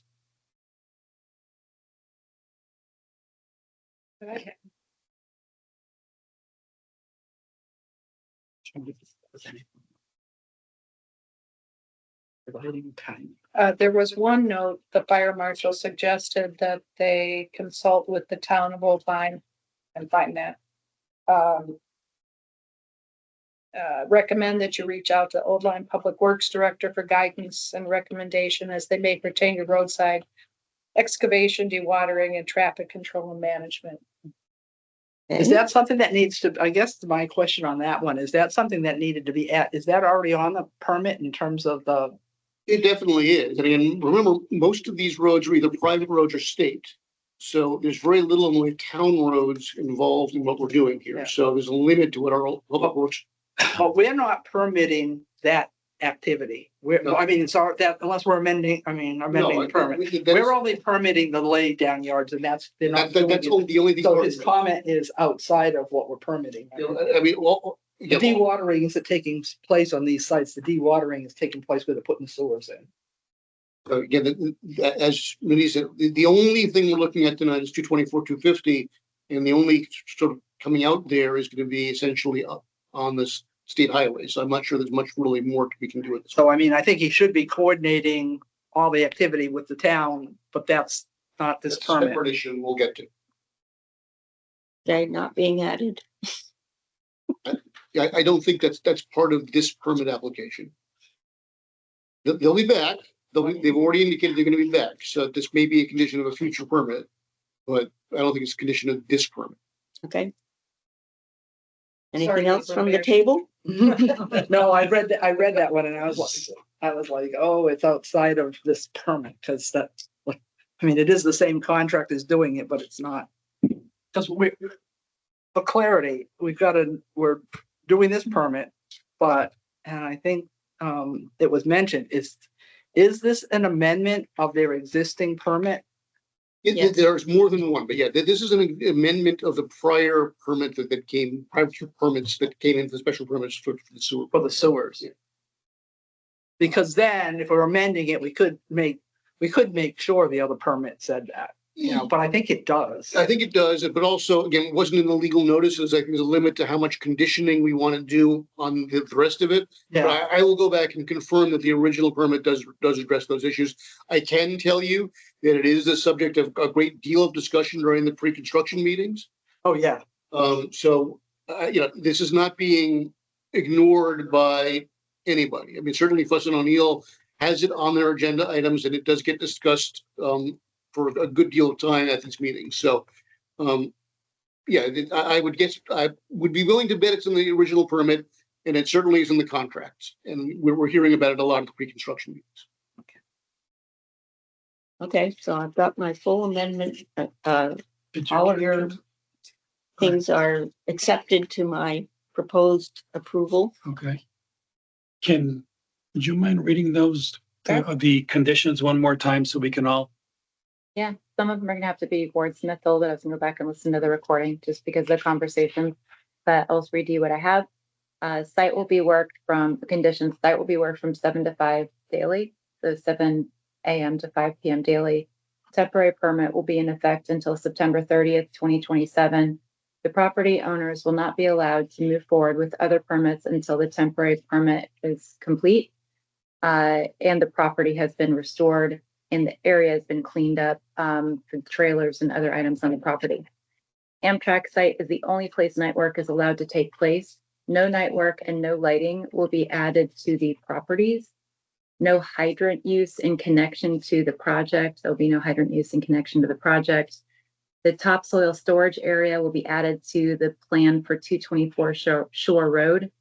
At the completion of the project, the contractors will contact the neighbors. Abutting neighbors will be consulted regarding outstanding negative impact to the property. And then dust control features should be added to the proposed plan. Yeah, put the proposed erosion sediment control. Okay, and also I think per the earlier comment, just take out the Amtrak work entirely. I think Okay. we're just saying no night work. So there's no Okay. point in talking about the Amtrak's work earlier in the motion. All right, so we're adding add proposed erosion and sediment control. To to the plan. 224. The plan for 224. And I'll take out the Amtrak comments. Well, the dust controls are on both sites. But the erosion control was missing from the 224, but the dust control needs to go on both. Dust control needs to go on both and Erosion control goes on 224. no, not the erosion control, the Topsoil. stockpile area. Topsoil area added to 224 shore. You're right. Yeah, 224 shore is a stockpile area, but the dust control should be for both. Okay. So add dust control features to proposed plan for 224 and 250. And then add proposed erosion and sediment control to the plan for 224. No, that was my mistake. It's going to be that stockpile areas must be shown on 224 site plan. Not erosion and sediment control. This. Okay. That was my error, I'm sorry. It's stockpile area. So. Stockpiling. I'm Got sorry. it. Yeah, because they have an erosion and sediment control plan. They just need to add a stockpile area to it. Got it. Okay, I think we've got everything. so we have a motion. Is there a second? Second. Second by Denise. Thought Bonnie had seconded it. Oh, did you? Oh, Did you, maybe. Bonnie, second it? No? Jane and Bonnie. Okay, Oh. Jane and Bonnie. Okay, I'm sorry. Is there any then additional discussion?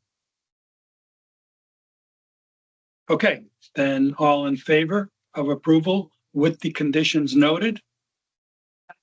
Aye. Aye, opposed, abstain. Okay, the application is approved 5-0. Thank you. Thank you very much. Okay. Thank you very much. Thanks, Jeff.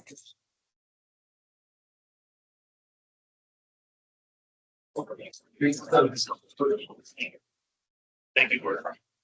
Cheers. Just all this here, right here, right? This and what's this? Shore Road 250. I give it back to the total. Yeah. First, so that's me. I saw the. Move more on. Okay.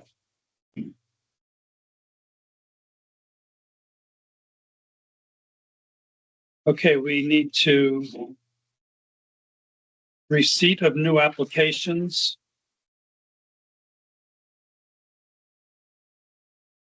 You should have the new application in for, again, the beer and wine, sorry, just the beer permit, for grocery beer permit for the existing site at 85 Falls Road, which is Chestnut Market, goes along with the gas station there. And I know that the applicant's attorney is here to speak on that matter. Okay, welcome.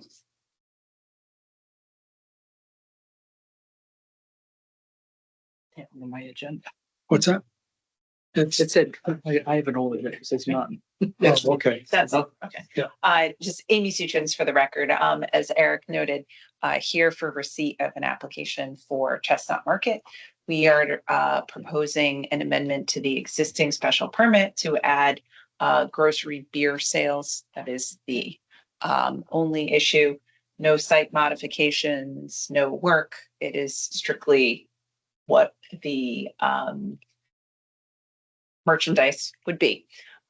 So because it's a amendment to our special permit, will obviously be set for a public hearing in September, I think, but just wanted to give that brief overview. Happy to answer, any kind of questions, but the application is quite simply, the client would like to be able to sell beer from the existing refrigerated cases. And because it's a accessory special permit use, that's why I'm here. Can you spell your last name, please? Yeah, Souchuns. Can you tell me how the process works? Does this have to get approved before the state Yes. allows you? So what happens is that as part of the state liquor control process, if it were an allowable use, the application form at the state has to be signed by both the town clerk and the zoning enforcement officer, and then it's submitted. So here, under your regulations, we need to amend the special permit.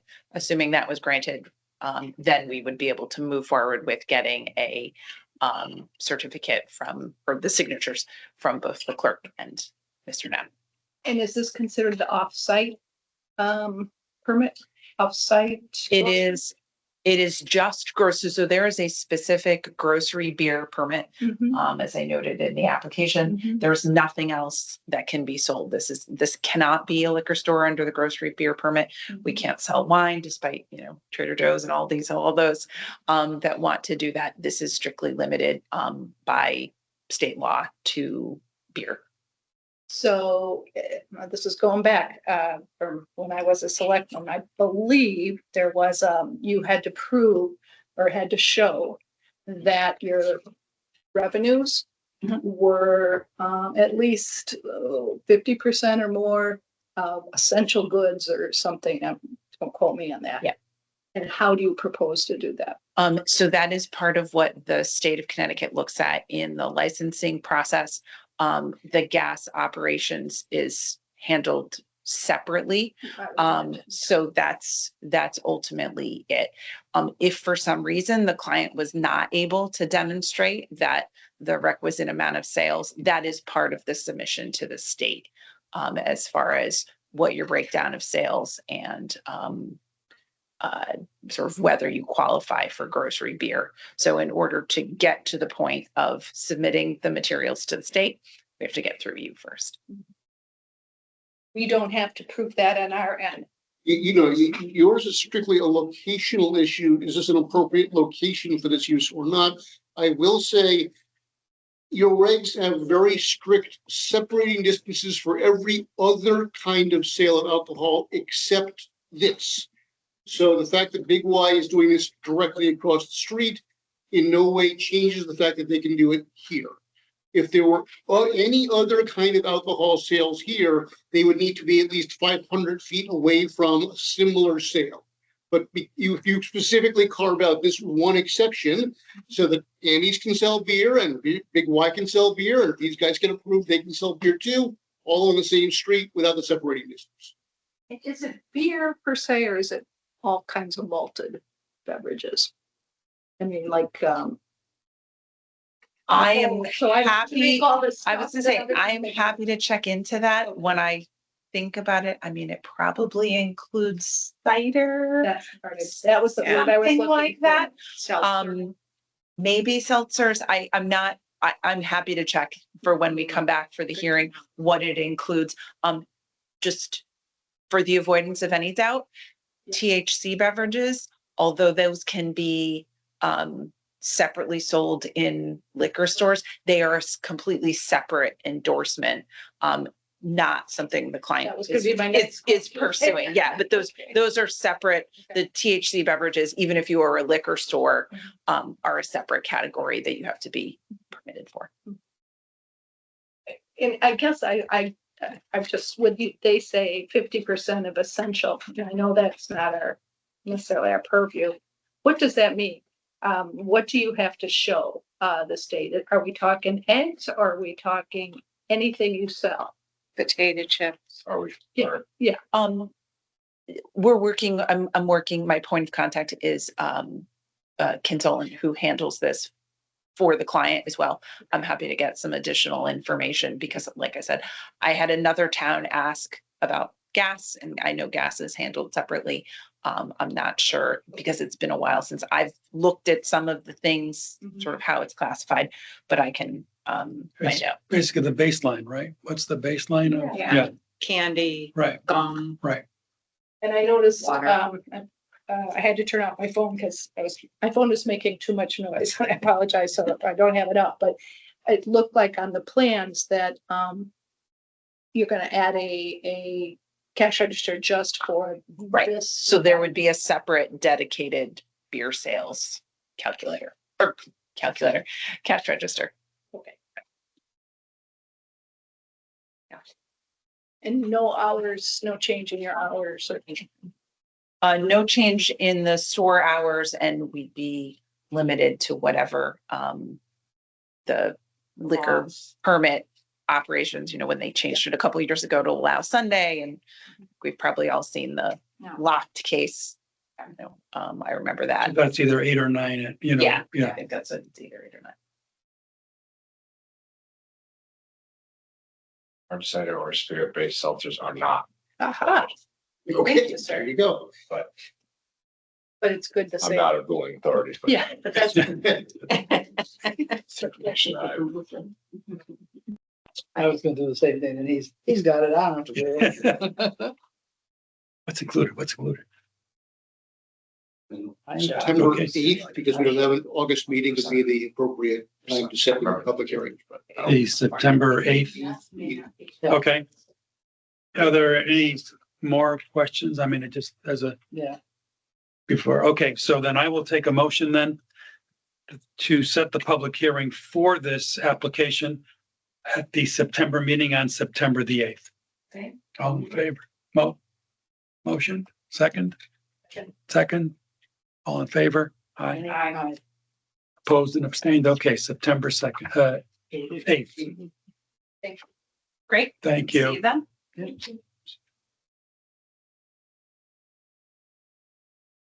Okay. Next item, ZEO update.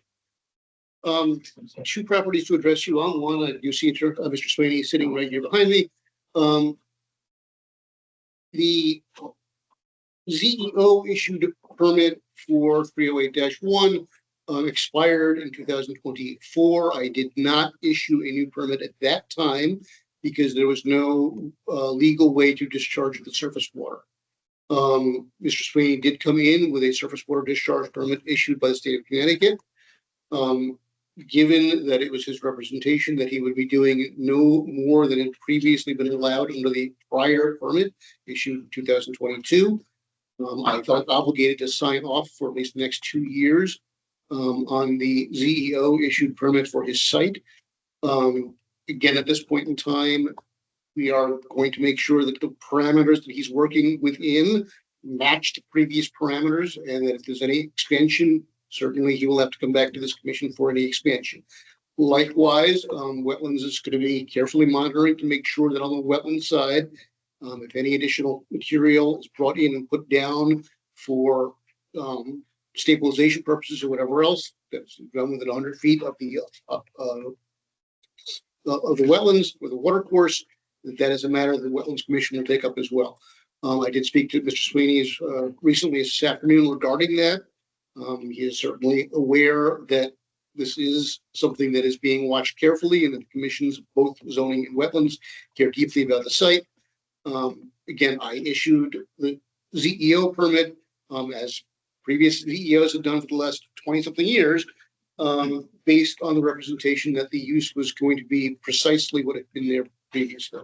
And again, I felt I really had limited, if any, ability to avoid issuing that permit because, again, this is something that the regulations specifically allow, at least as of right now. And he was, again, operating under the same parameters as previously been done. So that was a permit that has been issued. The neighbors did receive notice of it. And again, I am coming to talk to you about it this evening because it is a very controversial matter. The second matter has to do with 166 Mile Creek. As you folks may be aware, we did go to court to get the junk requirement of the regulations enforced against the property owner at 166 Mile Creek. It went all the way through to trial. There was a judgment that was issued, despite the property owner filing many motions to try and stop the matter from going forward. The judgment remains in place. As a result, on July 1st and July 7th, I did show up with a contractor to remove the junk that was on the site. I would say I'm about 2/3 of the way done at this point in time. I will need to schedule at least one more day to go out there and remove the rest of it. In response to being notified that we were going to be coming, the property owner did take 3 unregistered vehicles and have them towed across the street to 161 Mile Creek, where my judgment does not apply. So if you do go by, you will see the 3 cars in the woods there. I will be asking the judge for permission to remove them, as it was clearly done in an intentional effort to avoid the scope of the judgment. I have a hearing on the 22nd of July to review with the judge where we are presently. I know the property owner is going to be showing up and again raising all sorts of objections, but I have many photos of everything we've taken out of there, none of which would particularly qualify as antiques or any of the other reasons she's given why she gets to keep them. I will say that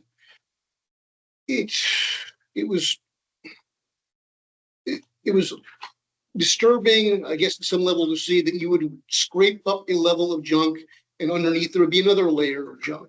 It was sort of like an archaeological site almost. We've removed 6 dumpsters worth so far.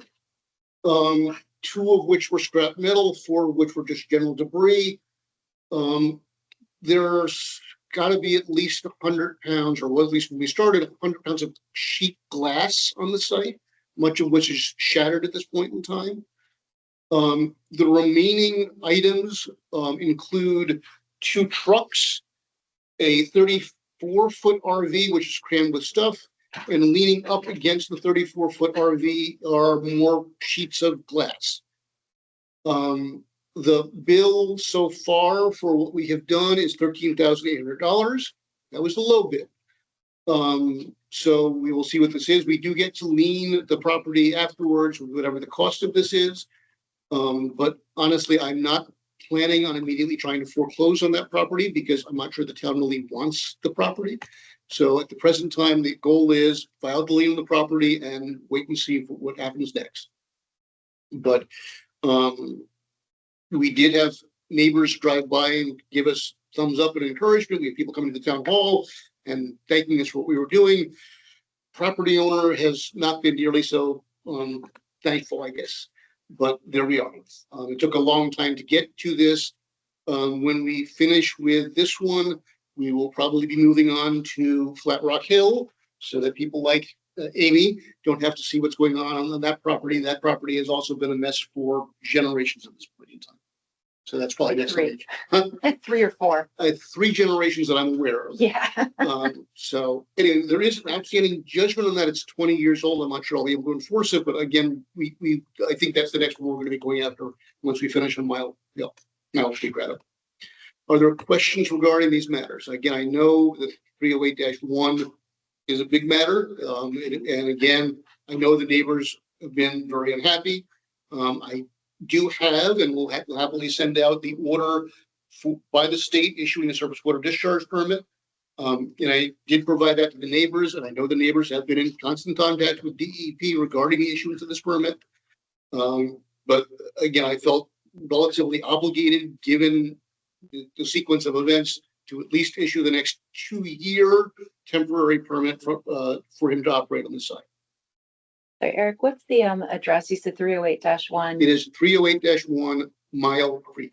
Oh, great. Got it. Thank you. Yeah, so as you know, my concern was that you're issuing or reissuing the permit, basically saying there's no change, but if we don't have a plan and we don't know exactly what they're doing, so I think we need to have a plan so that this is where we're starting. And then if anything changes, if there's any expansion of work, so we need to have something that says exactly what's going on. You know, from your permit perspective, your permit needs to say, this is what we permitted, this is what's being allowed, and we need a map that shows the extent of it, because otherwise you're not going to be able to say, and you won't be, you know, whether something has gone beyond that. Well, and I'm not talking about you. No, You leave tomorrow, we need something in the file so that the next person, because if something gets expanded, the next person's going to say, well, they approved it before, so I need to approve it, which is where we are right now. And I think that we just can't keep approving something when we don't have the plans. I agree. And to that end, I did receive an email from Mr. Sweeney today with some additional details. I'm going to continue to try and get this fleshed out as clearly as I can. And all of those matters are getting scanned and put right into the street file, so that if I do not come back tomorrow, you will have all of that in the street file. You know, the laser leash on this is being kept up to date as the moment we get things. So I understand that, yeah, this is not just a matter for me personally. I understand this is a matter for the town and is, again, very important for the neighbors. So Amy can certainly hear your concerns here, and I will continue to press them on these matters, and we will continue to flesh out exactly what is there and exactly where he is going, and get this firmed up as clearly as possible so that if he moves beyond those items, we will know it and be able to address that immediately. I totally second your thoughts on that. But this is a surprise to me. I guess I assumed we would hear about this in some forum before tonight. So I'm surprised by this, but I do think Denise is right. Your situation is tricky because of what was done beforehand. And we sure don't want to have that happen again. Well, as I have previously mentioned to Vice Chair, you are in the process in the next several months of rewriting the commercial and industrial sections of your regs. The section of the reg that I used is in the reg right now. It doesn't have to be in the reg 2 years from now when this comes up again. So if you are unhappy with the section that I used and the way that I used it, certainly these are your regulations. You are free to go back and rewrite them or delete this section or do whatever you want. No, I'm not saying I'm unhappy with you. I feel like you were caught kind of. But we were using the regs we had. I understand, So- but I really thought that we would have discussions before tonight on this. I don't know why I thought that. Well, Maybe in previous discussions, we had been. No, that that was- And let me explain why you came to that. Okay. Okay. In 2024, I walked the site with the DEP representatives. At that time, they told me, while we were walking on the site, that DEP had no intention of granting a new surface water discharge permit. They told me right there on the site that the 3 settling ponds were now in such pristine condition and were such a valuable resource for wildlife habitat that they did not want Mr. Sweeney applying for a new surface water discharge permit. And therefore, I told the commission, based on that representation, that he had to come in with some alternative way to address the surface water discharge. And that alternative way, whether it was a detention basin or whatever it was going to be, would be coming back to this commission and you would be acting upon. Until Mr. Sweeney showed up with a surface water discharge permit, I was unaware he had applied for it. Okay? He came in with the permit as a fait accompli, and at that point I felt stuck. But from 2024 until 2026, I was under a mistaken impression, based on my conversation with the DEP, that they were not going to be issuing this permit. Did we contact the DEP to find out why they did? Yes, we can. We have materials from them. Basically, I will forward all those out to you. But basically, the answer was, we understand that this is temporary until he has other plans. But given that, this has previously been approved, we felt obligated to reapprove against similar to what I said. But again, how we got from 2024 to 2026, I have not received a satisfactory answer on. And I'm going to continue to press the matter. And I've encouraged our first select woman to ask further details from other people at DEP on this. So, yeah, I don't have a clear answer for how we got from 2024 to today. Again, when I was on site with DEP in 2024, I was told in what I thought was perfectly clear terms that due to the quality of these settling ponds, that they did not intend to issue, and he should not even apply for, a new surface water discharge permit. So I don't quite understand what has happened. I will continue to update you once I try and figure out what has happened. But we got from point A to point B, and I'm not sure what happened in between. But you were right to gather that impression, because I felt pretty confident that they were not issuing the surface water discharge permit.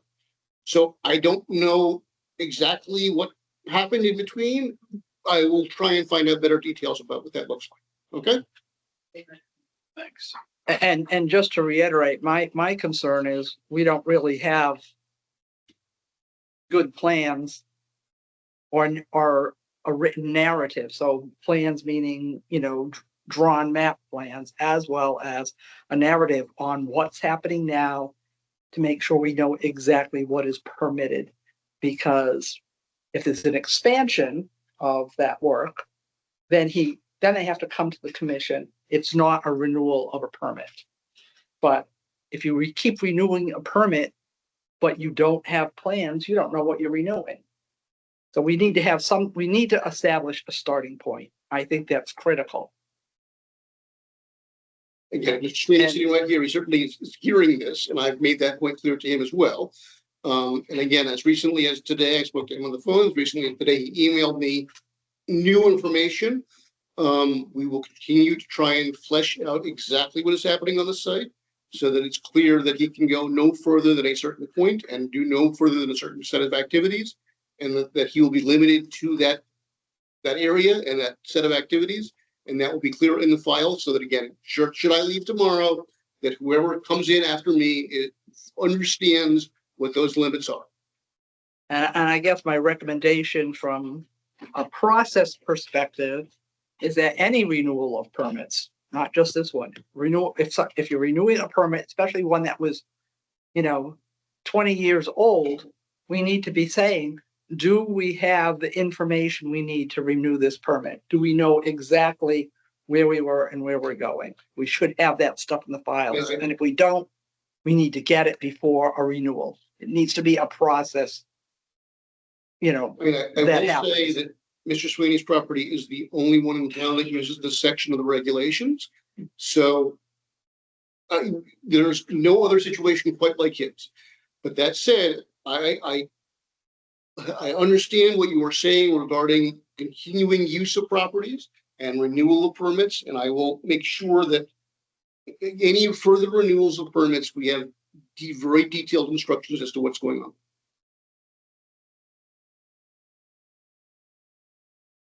Okay.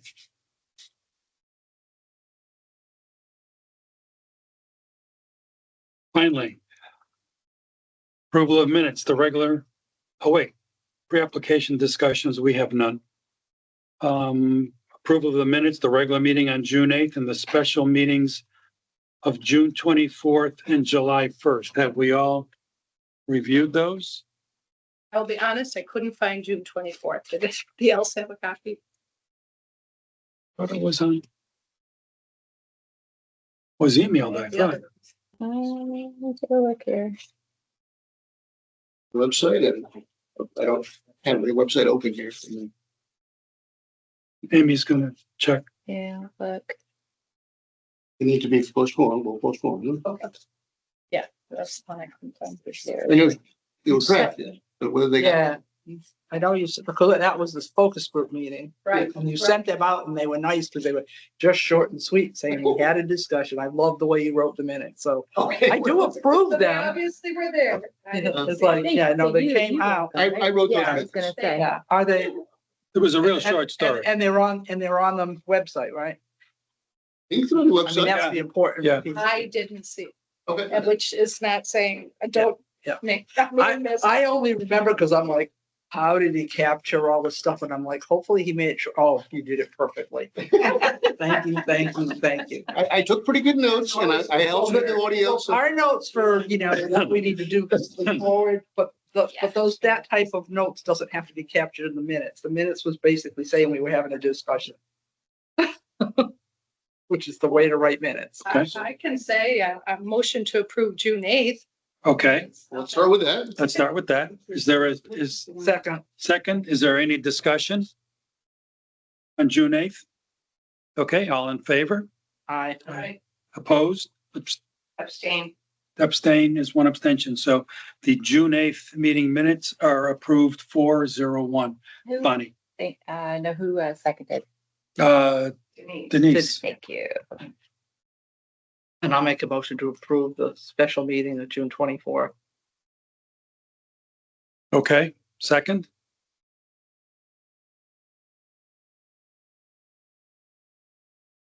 Uh-oh. Okay, motion to approve? No second. No second, fails. So we will pick it up again. Pick it up again next week, Okay. right? Everybody can't remember. I read them, Eric. They were there. Okay, I will make sure they are sent out again tomorrow and we'll pick it up again next time.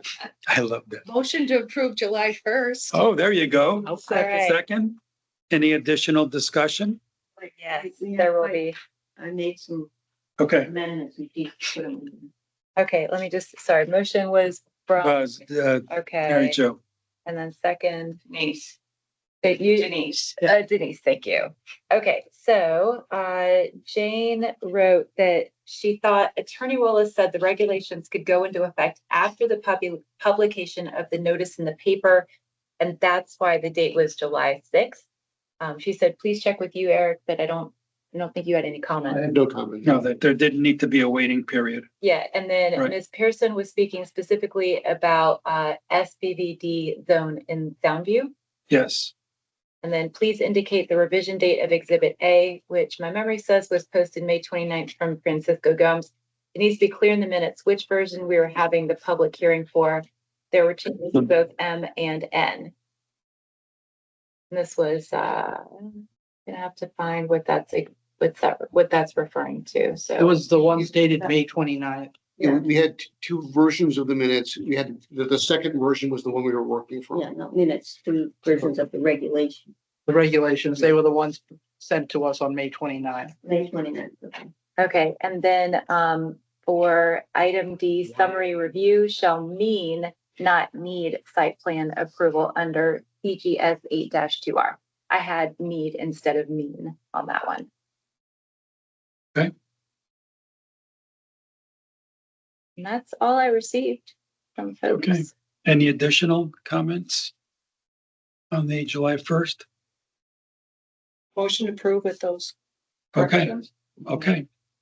And we had already had a second, so all in favor? Aye. Opposed?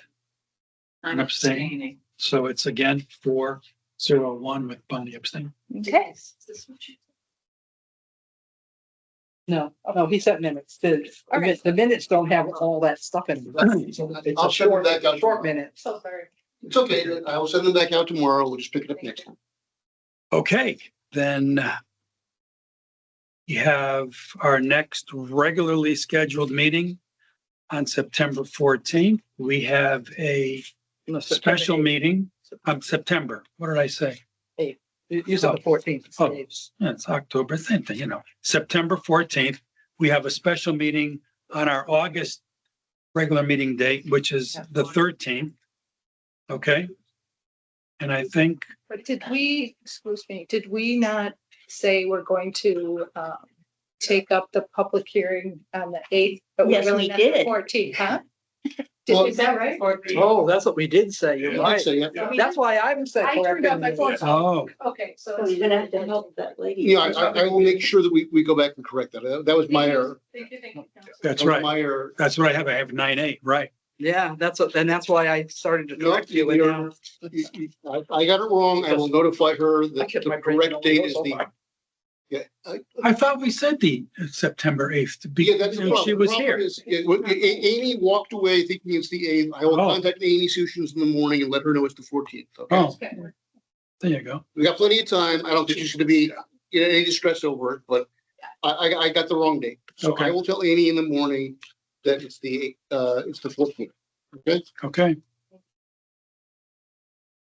Okay, if there's nothing else, I'll take a motion to adjourn.